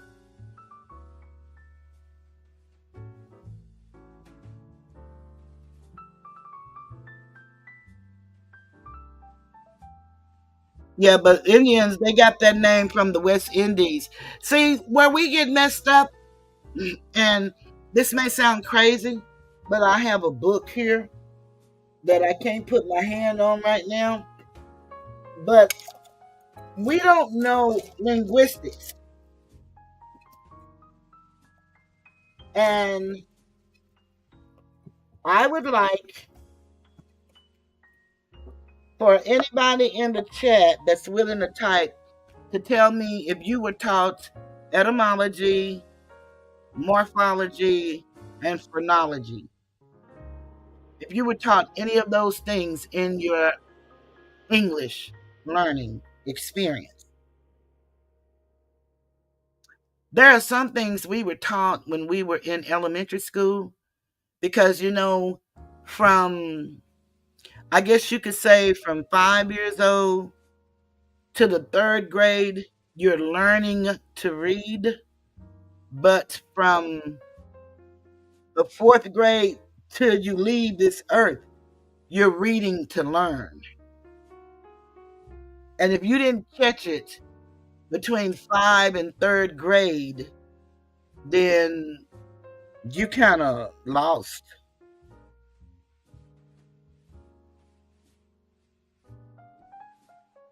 Yeah, that's the ones like Elizabeth Warren. That's a lot of the European Indians. They did. Those are the $5 Indians. Again, it's a lot of history, and the best place when you really want to start learning something, rather than listening to whomever is telling you the story, go to the Library of Congress, and you can actually join the Library of Congress from your home. You don't have to go to DC to get congressional records. But when you start looking at congressional records, and if you look at Title 25 of the statutes, the federal statutes, which they don't have public anymore, that's the Indian, it covers the Indian Act. And it's just really deep. And you don't learn it all in a day. You have to just, whatever you hear, if you question it, start asking Google. And then there are books. I have different books at the beginning of my videos. I have a little segment of books that I read. And they're very interesting. Some people have some of the same opinions, and then they have some different opinions. And so, again, they're just that to me, opinions. And they could be right, they could be wrong. I could be right, I could be wrong. But the good thing is when you understand that no one lords over you, that law begins and ends with you, then you can be who you are. That's how you become authentically yourself. You don't have to be swayed by what nobody say. You know right from wrong. Pretty much is put in us at birth. Everything we need, our Creator gave to us. Except for those that may have come with the birth defect. But for those of us who are just, boys and girls, healthy, we come with everything we need. And then what we have to do is go inside and develop it out. But they teach us to go outside and develop it in. and most of us going to miss the mark because we're so dependent on systems. We don't have the courage to do it. And it may not be because we think we're going to fail. It could be like me, is because you think you're going to succeed. And when you succeed, to whom much is given, much is required. So some responsibility I just don't want. And that's how that goes. That's me. That may not be you, but it's somebody, because there is nothing that overcomes man that is not common to man, that we're not provided a way of escape. We're all human. We all do the same things. All of us that's human, you know. Yeah, a lot of them were bought, and then they wrote us out. They have treaties where they wrote us out. And that was in the 1900s when they wrote us out. It's so much history that's right before our eyes. And that's why they say if you want us not to know something, then just put it in the book. Because we ain't going to read. Now, they're not looking at the period of time when they wouldn't allow us to read, when it was illegal to read, and people actually was unalived for teaching us to read. They don't look at that part. But if you don't know etymology, morphology, and phrenology, and of course, semantics, then you really don't have a handle on the English language. Because, you know, vowels are interchangeable, just like sun, you know, S-O-N, S-U-N. There's so many different things when you really start studying. You could go look at my video on the 7 Hermetic Principles. I even did one where I read the book. And, you know, it just teaches you about the laws, because the true study of religion, is the study of nature and how it harmonizes with our bodies, our constitution. The constitution is developed from the human constitution. We have 7 main functions in our body, and we have 10 fingers and 10 toes. I started this video out with this. And it's how we harmonize with nature. But if you look at man and how they've changed the calendar, changed the time, some of us experience daylight savings time, some of us do not. Something wrong with that picture. We don't understand it. They chart us from the day that we're born. Charting, I'm not talking about just the little paper they use at the doctor. The zodiac chart. They go with the longitude and the altitude of the moon and the sun, the time that you're born. That's why all of those things are important. It's really, really serious. But it's so much stuff. You got to take years to really, if you're interested, to really start looking for yourself. I would advise nobody to just say Toothless said, because Toothless said it, but it means nothing to you. You know, it's a story in the Sun Book. That's what I call the Holy Bible, because holy signifies the sun. And Bible signifies biblios, which is book. And there is a story in there about the 7 sons of Sceva, and they went before the devil, supposedly, and he told them, you know, Paul he knew, and Jesus he knew, but he didn't know them, and he beat them out of their clothes. So, you know, it's good to say what somebody said, but it's even better when you read it for yourself. And that's what really helped me. And the person that got me started really, like I said, my son introduced me to a different way of thinking. And I started out looking at Dr. Umar Johnson. And I still like Umar for his work. I don't have nothing to do with him and his school. all that I've given over the years. But I did that because I wanted to. I've given to several people on YouTube that were very ungrateful. Dr. Umar is at least grateful. But I like the work that he's done because he helped me with I call him my grandson. Of course, he's my great great nephew. I brought his mom home from the hospital, but he taught me what I needed to do when I went to the school with her to keep him from being tested and put on psychotropic drugs. So Dr. Umar definitely knows what he's talking about. Now, anything other than that, that's between him and who he believe in. He all right with me on that front and always will be. Uh, then I just used to listen to Dr. Barry Shango, and then he passed away. And I used to listen to Dr. Clark and Dr. Francis Chris Welsing, and I still sometimes go back and listen to some of their videos because, again, like I said, these scholars are on such different levels. Some are metaphysical and they speak only in the metaphysical, and then some are human and the metaphysical. So it's deep. It can be deep, but where I really learned to look and got really interested and changed my entire life, and now whom is free indeed. I'm free indeed. And that was Taj Tariq Bey. And that's who I like learning from because Todd's story has never changed. And he just tell you where to go. He told you some of this stuff we're gonna be learning, we ain't gonna be able to use it after a while. He just real with it, in my opinion. And that's just one woman's opinion.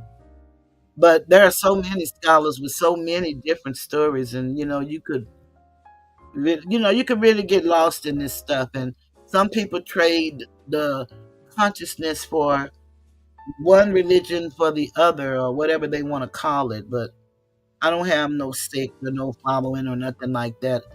I just know what I know today, and that's all I can go by is what I know today, and believe whatever I choose to believe.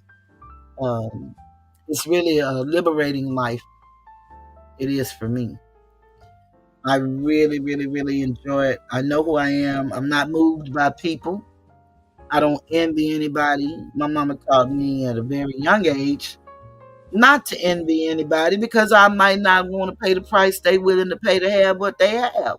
And you know what? She was right. I don't. There's a whole lot of stuff I'm not willing to do. So I'm gonna get mad at you because you cold blooded, and I'm sitting over here don't want to do nothing. I mean, that's just crazy to me. But people are who they are. So I just let people be who they say they are until they show me different. And a lot of people have shown me different. And I let it go. I'm like Teddy, another TKO. I done failed many before. I'm 66 years old. I had people talk about me so bad and wished I died, and then I hear somebody died. I'm like, oh no. Because I told them when they was doing all that to me, you better hope you live to get my age. At the time, I was 64. Today, I'm 66. I don't know what would cause people to do those things other than the things I mentioned at the beginning. And it's a lot of emotional trauma people on here, a lot of people that are self-medicating, a lot of people that are drowning themselves with alcohol, a lot of scammers, gamblers, sex addicts. So it's all kind. And some of those people in your real life, so it's nothing to be, ooh, just see them for who they are when they show you, and then just move around. That's all you can do. And I don't care, if it's one person in here, 5, 12, 200. I've never gotten 200, but I used to get hundreds until I started getting bullied. But Hey, I came on here to do me. And my son is my biggest fan, and he always just say, "Do sure." And you know what you came there for, and you know what you like. So just stay focused. And he always say, "Discernment, mama, discernment." And so, with that young man on my side, I mean, shit, I can't lose for real. So sometimes I get over here, it's just me talking, but we do have replay, and nobody looks at a 3 or 4 hour video, but sometimes they do. Because it's going to be a time when people going to need what we're showing. They're going to need to hear what we're saying. They may not need it today. But I promise you, if they keep living, time is going to come when y'all want to know about this immigration that everybody is talking about. And everybody's so upset about Trump talking about the 14th Amendment.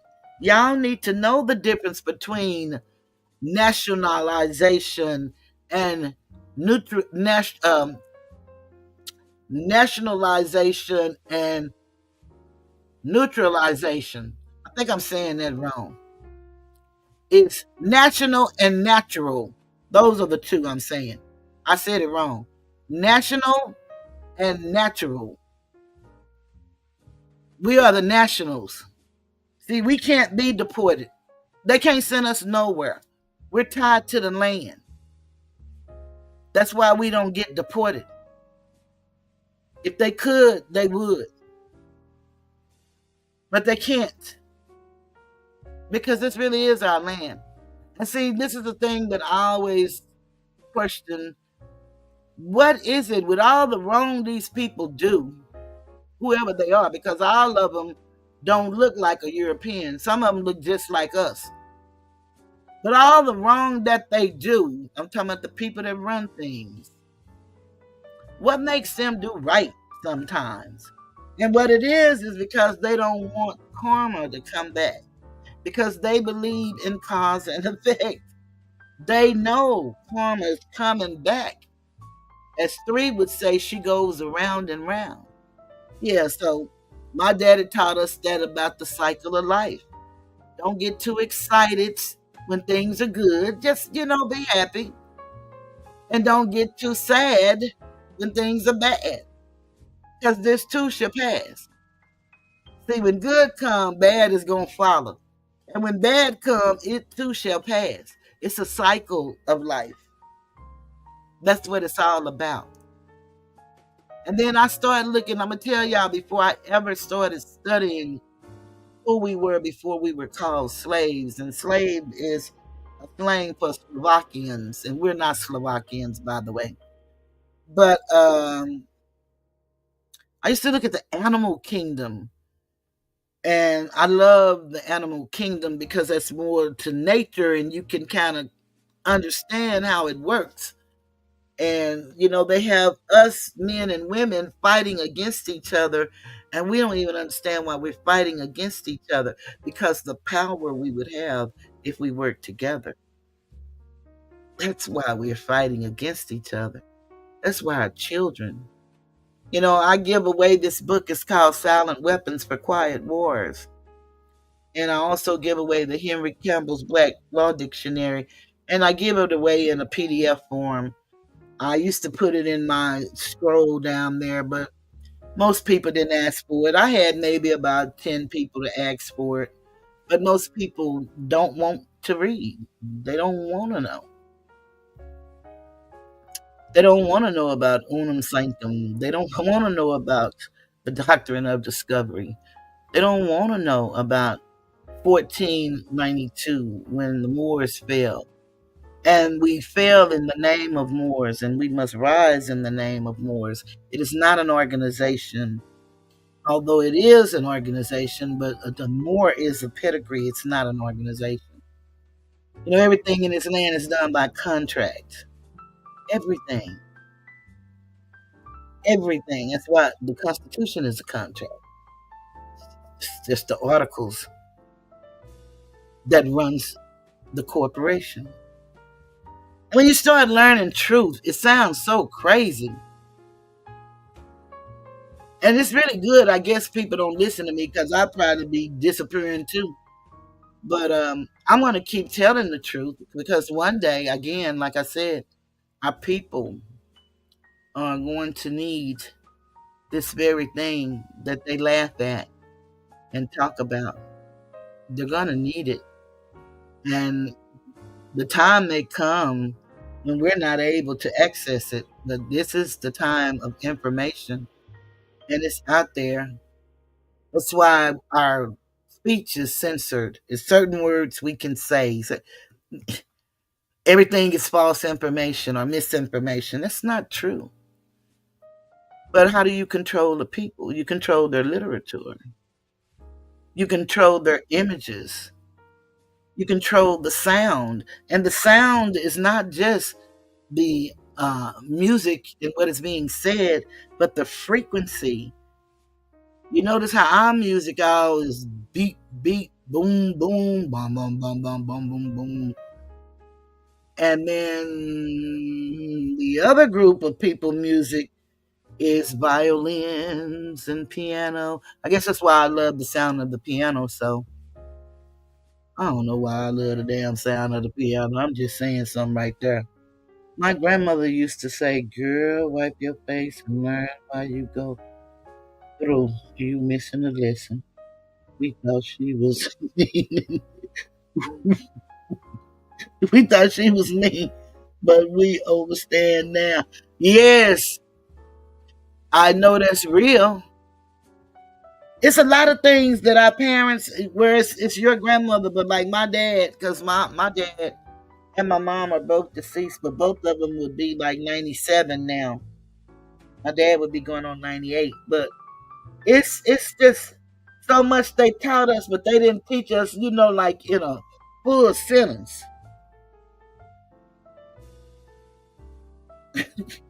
They didn't teach us like in a full sentence.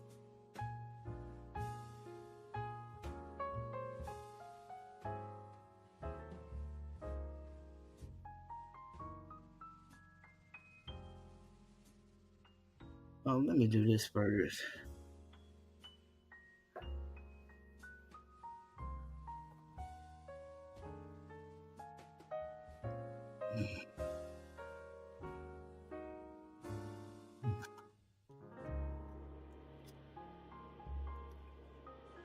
And I wish they had taught us in a full sentence. It would really have made us understand a little bit better. But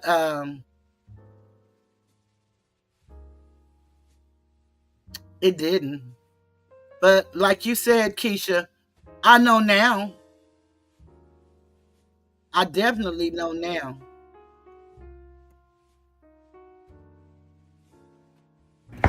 I didn't do nothing to these people. I didn't do nothing to these people. I didn't do nothing to these people. People. People. I didn't do nothing to these people. I didn't do nothing to these people. I didn't do nothing to these people. People. People. I didn't do anything to these people. But I'm being bullied anyway.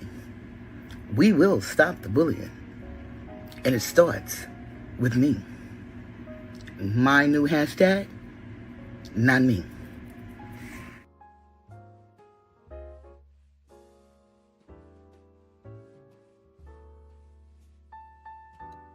Y'all know when I was being bullied, I used to just make up songs and play them and sing them. And, a nobody bully is in my chat, and it's uncalled for, and they want some attention. I don't give attention to nobodies. I learned from a great teacher. I learned from a great teacher that you don't go back and forth with ignorance.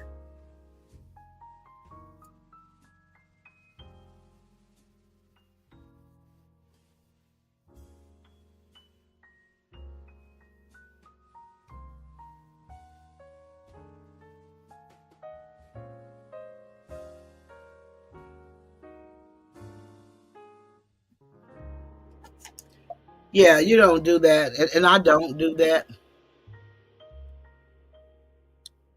Let me see what you said, Keisha. Okay, yeah, and I was just saying, keep a living. And then my daddy said, let time teach your ass. Because if you keep living, time will teach you. And that is so very true. So very true.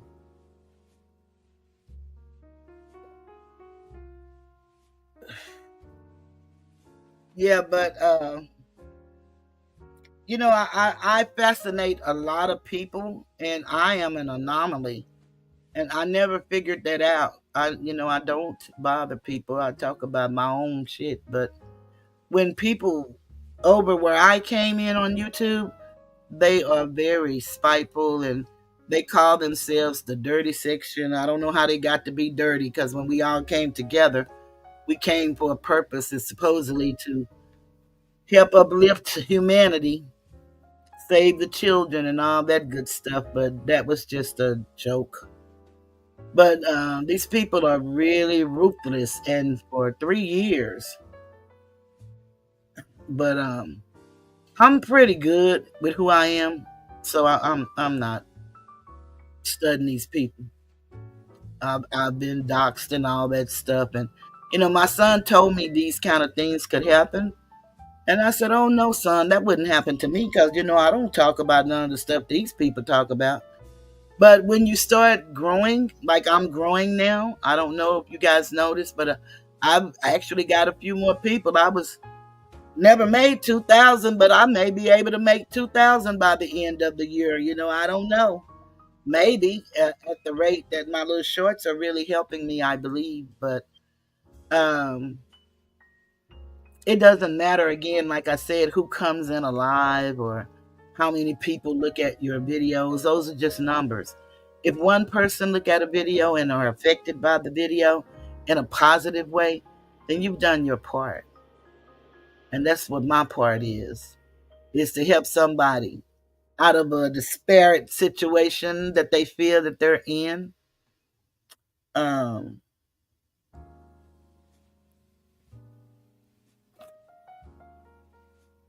Thank you so much. I'm going to start coming back on the camera.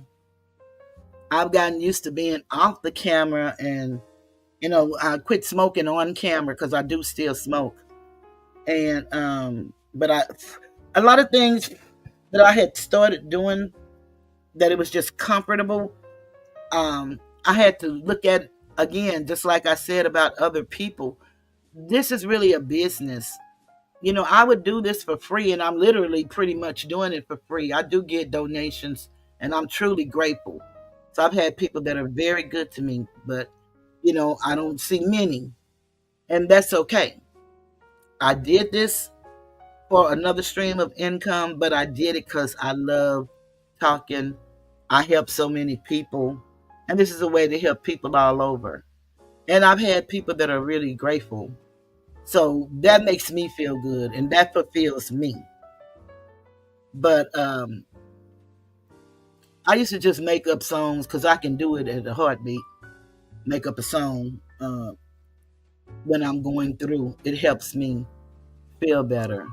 And so the song I just played, I didn't do nothing to these people, was my very first song that I made. I was just sitting here one day and started beating on the disc and singing that song, and I recorded it and made it one of my songs. I got enough songs now, y'all. I could do an EP or two. I have so many songs that I made up, and I really enjoy them, and a lot of people enjoy them too. But hey, it is what it is. But I really love you guys for staying with me. As long as y'all will stay, I will stay.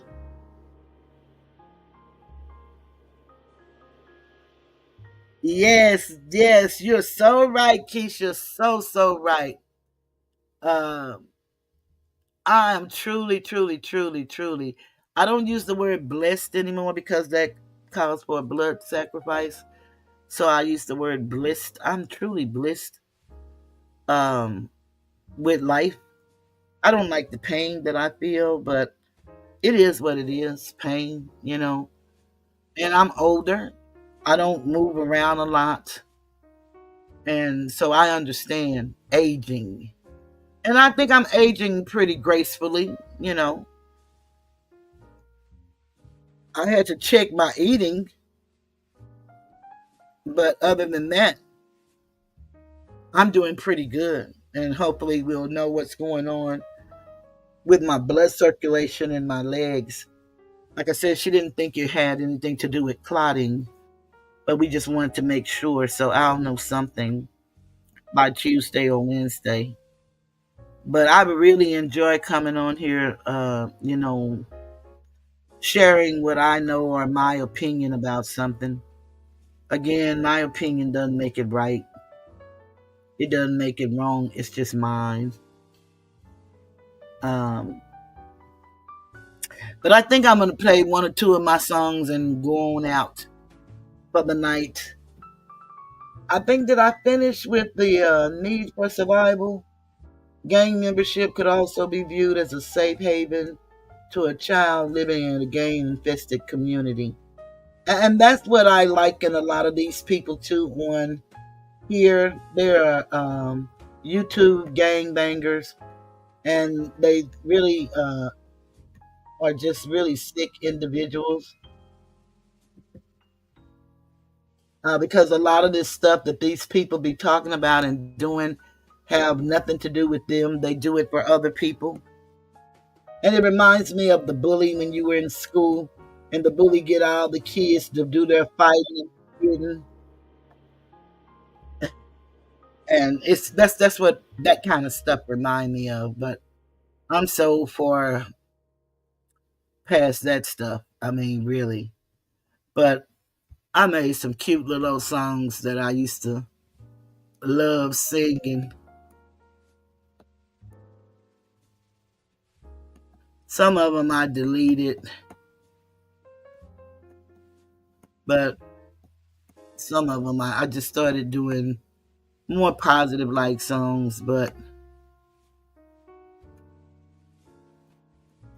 I used to stay at 1300 for a long time, and I would every day gain somebody, lose three somebodies the next day and stuff. And so Beyonce has this song Speechless, and I think I sound good now.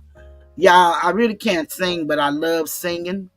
So I just love singing, so I'll sing in a heartbeat. And this is my Speechless. She has a song called Speechless. It's a beautiful song. My little cousin sung it on YouTube, and I thought it was her song, but it was Beyonce's song, and it is absolutely beautiful. And my little cousin did a great job with it too. But here we go. This is when I felt they were messing with my numbers. YouTube. When I look at the subscribers that I received over the past year, 60 subscribers compared to other content creators. Some started when I started. Some came after me. The numbers are not numbering. From what my numbers tell me, I gained 1 subscriber every 6 days. YouTube. You got me. You got me. You've got me, YouTube. You've got me speechless. You've got me. You've got me. You've got me. You've got me speechless.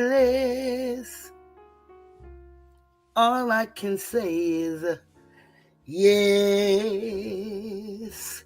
yes, Yes, all I can say is yes, yes, yes. Whoo. Huh. See that old man over there in the chair? Okay, I don't like the way that sounds. 1, 2. See that old man over there in his chair? This old man is living in the bottle. He done quit his 9 to 5. He drink full time, and now he's living in the bottle. Well, see that old man over there in his chair? This old man got a problem, and it's a bad one. Now he done pawned off everything, his old woman wedding ring for the bottle. Well, and don't you think it's a crime when time after time people living in the bottle? These people living in the bottle, y'all.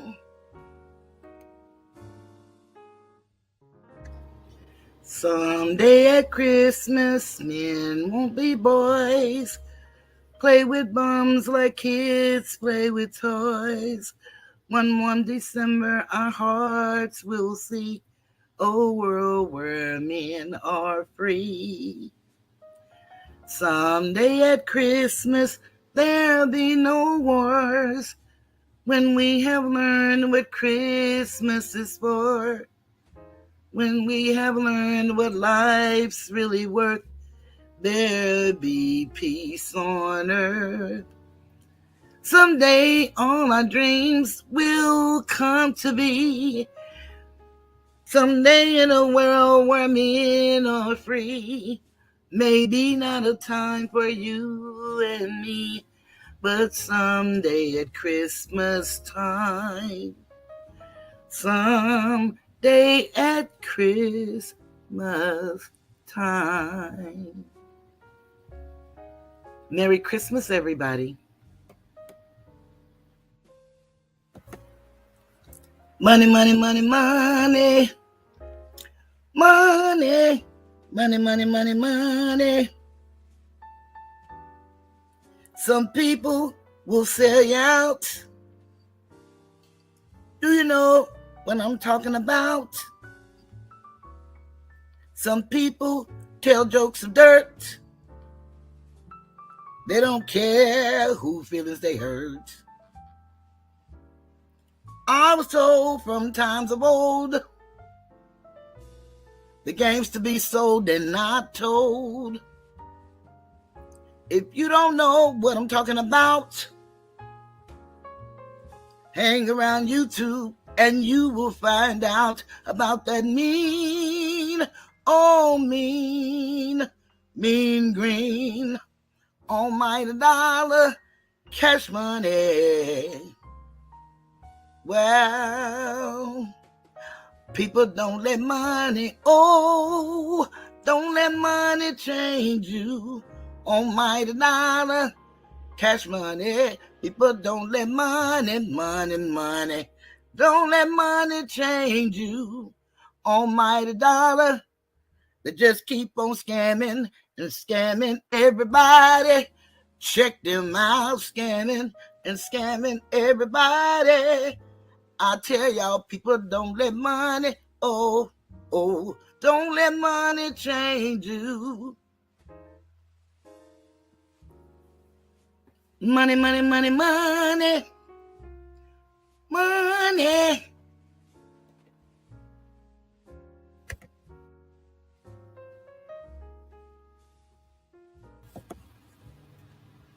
Let me tell you all a story about a man named Suge, a man from Cleveland, and he's straight up out the hood. Then one day he was checking on the weather, fucked around and got a job as a world-class editor. Underdog, that is. post-production vice president for Gilbert Arenas. Well, the next thing you know, old Suge's a millionaire. The kin folks said, Suge, move away from there. They said, California is the place you ought to be. So he loaded up the children and they moved to Beverly Hills, that is. Movie stars, NBA players. Never underestimate the power of you. Pursue your dreams. They do come true. Look at Suge. He did it. Yeah, you did it.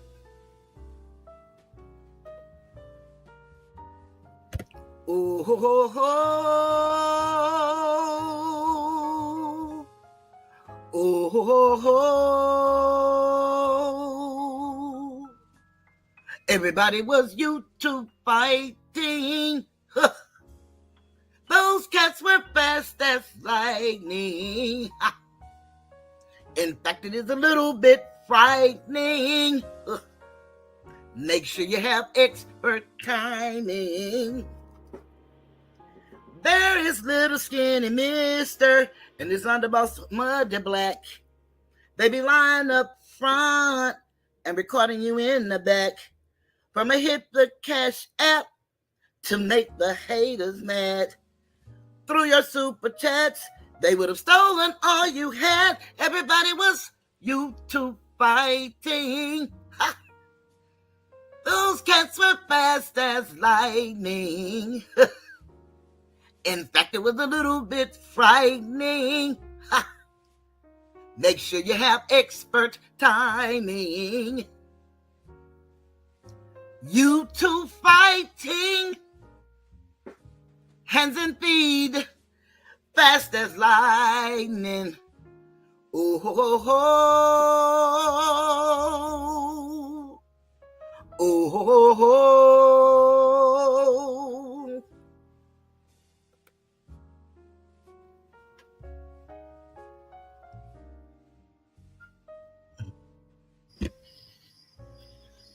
Gallop Nova, Gallop Nova, Gallop Nova. Gallop Nova, Gallop Nova, Gallop Nova. Your hooves are 1 in a million. They run on and on and on. The ground gives them a really good feeling all day long. Hustling over you don't know what you do to me. Prancing in the parade while the Kentucky Derby. We can't wait to see you running out that gate. You're going to finish this race in 3rd place. Your hooves are 1 in a million. They run on and on and on. The ground gives them a really good feeling all day long. Gallop Nova, Gallop Nova, Gallop Nova. Gallop Nova, Gallop Nova, Gallop Nova. Gallop Nova, Gallop Nova, Gallop Nova. Gallop Nova, Gallop Nova, Gallop Nova.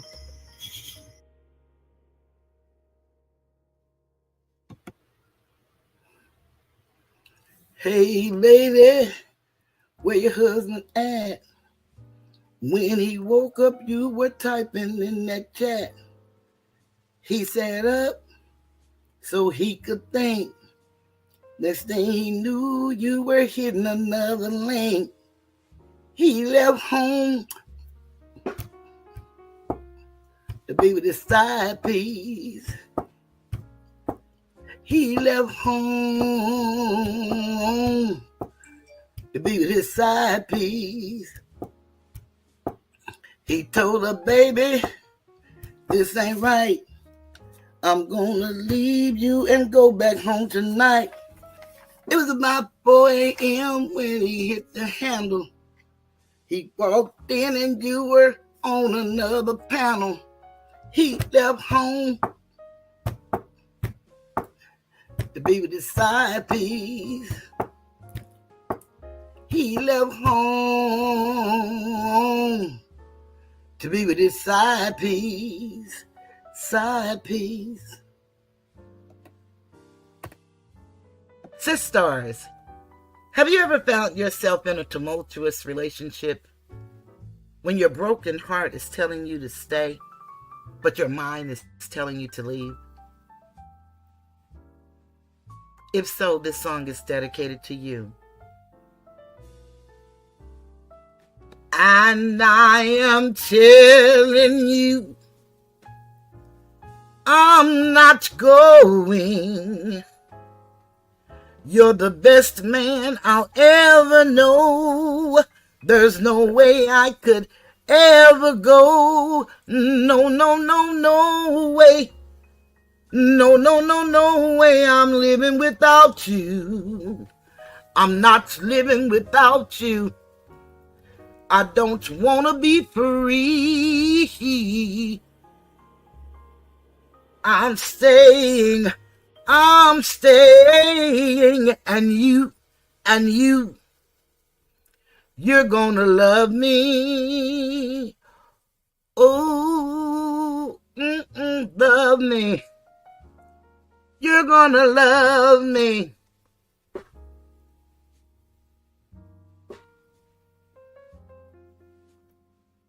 And I am telling you,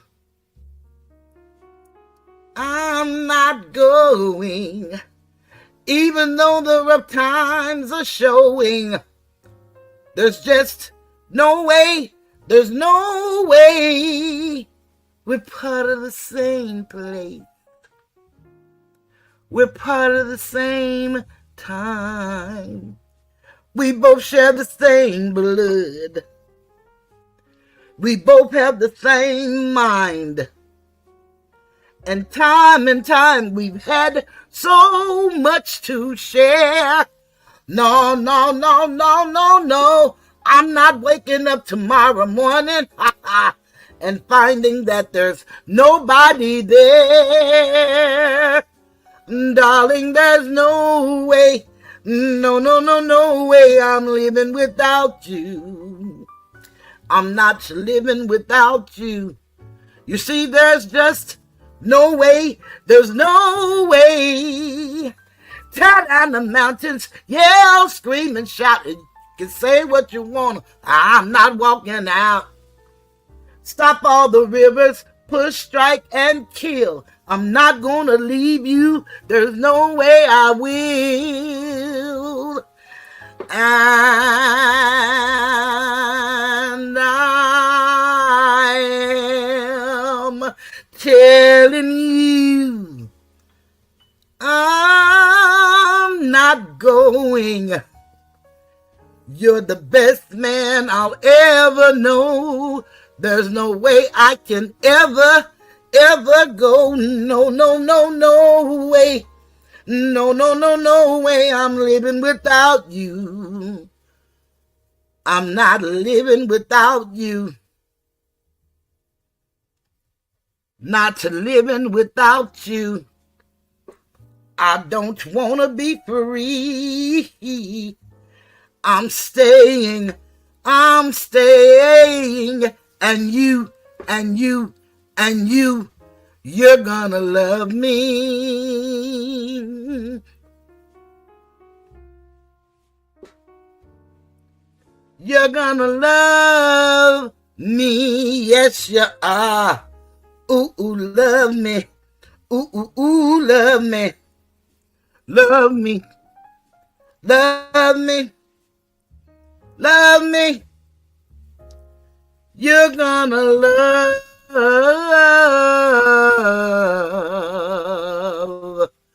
me.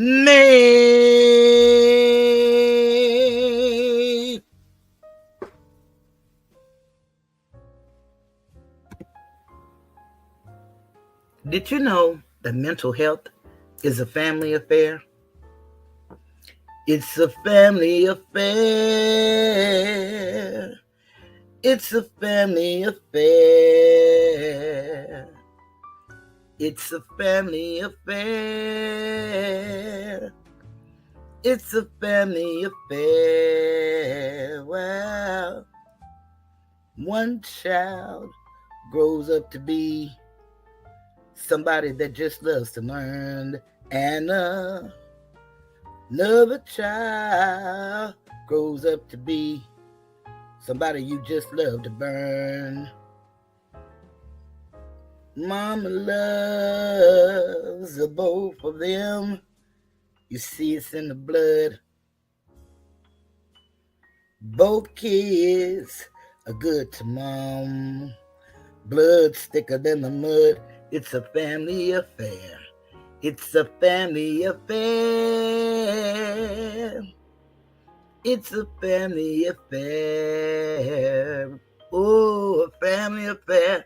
It's a family affair. It's a family affair. Nobody wants to blow. Nobody wants to be left out. You can't leave because your heart is there. But you can't stay because you've been somewhere else. You can't cry because you look broke down, but you're crying anyway because you're all broke down. It's a family affair. It's a family affair. It's a family affair. Well, it's a family affair. Hey, hey.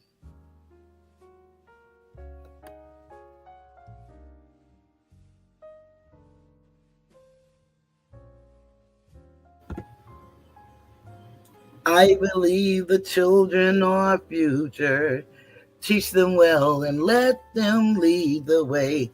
Show them all the beauty they possess inside.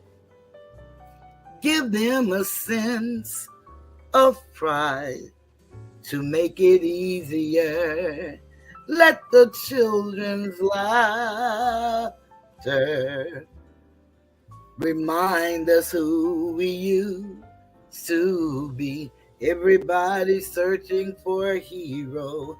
People need someone to look up to. I never found anyone to fulfill my needs.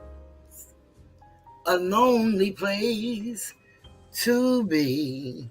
So I learned to depend on me. I decided long ago never to walk in anyone's shadow. If I failed, if I succeed, at least I'll live as I believe. No matter what they take from me, they can't take away my dignity, because the greatest love of all is happening to me. I found the greatest love of all inside of me. The greatest love of all is easy to achieve. Learning to love yourself is the greatest love of all. And if by chance that special place that you've been dreaming of takes you to a lonely place, find yourself in love.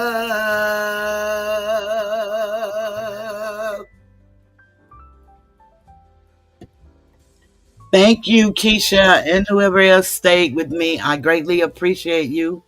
And I plan to be back on Wednesday night, and we'll probably do a lot of talking about Bonnie Willis because I wanted to talk about some things happening with her. But I'm also going to be going back and going to some of the witnesses that I liked. Like, I found Tick very interesting. I really love Walter Murphy. I hope he's doing fine. I really do. And I want to go back and listen to them. Um, so I'm going to be doing that. If y'all have any ideas of anything that you want me to talk about or whatever, please let me know. I'm open.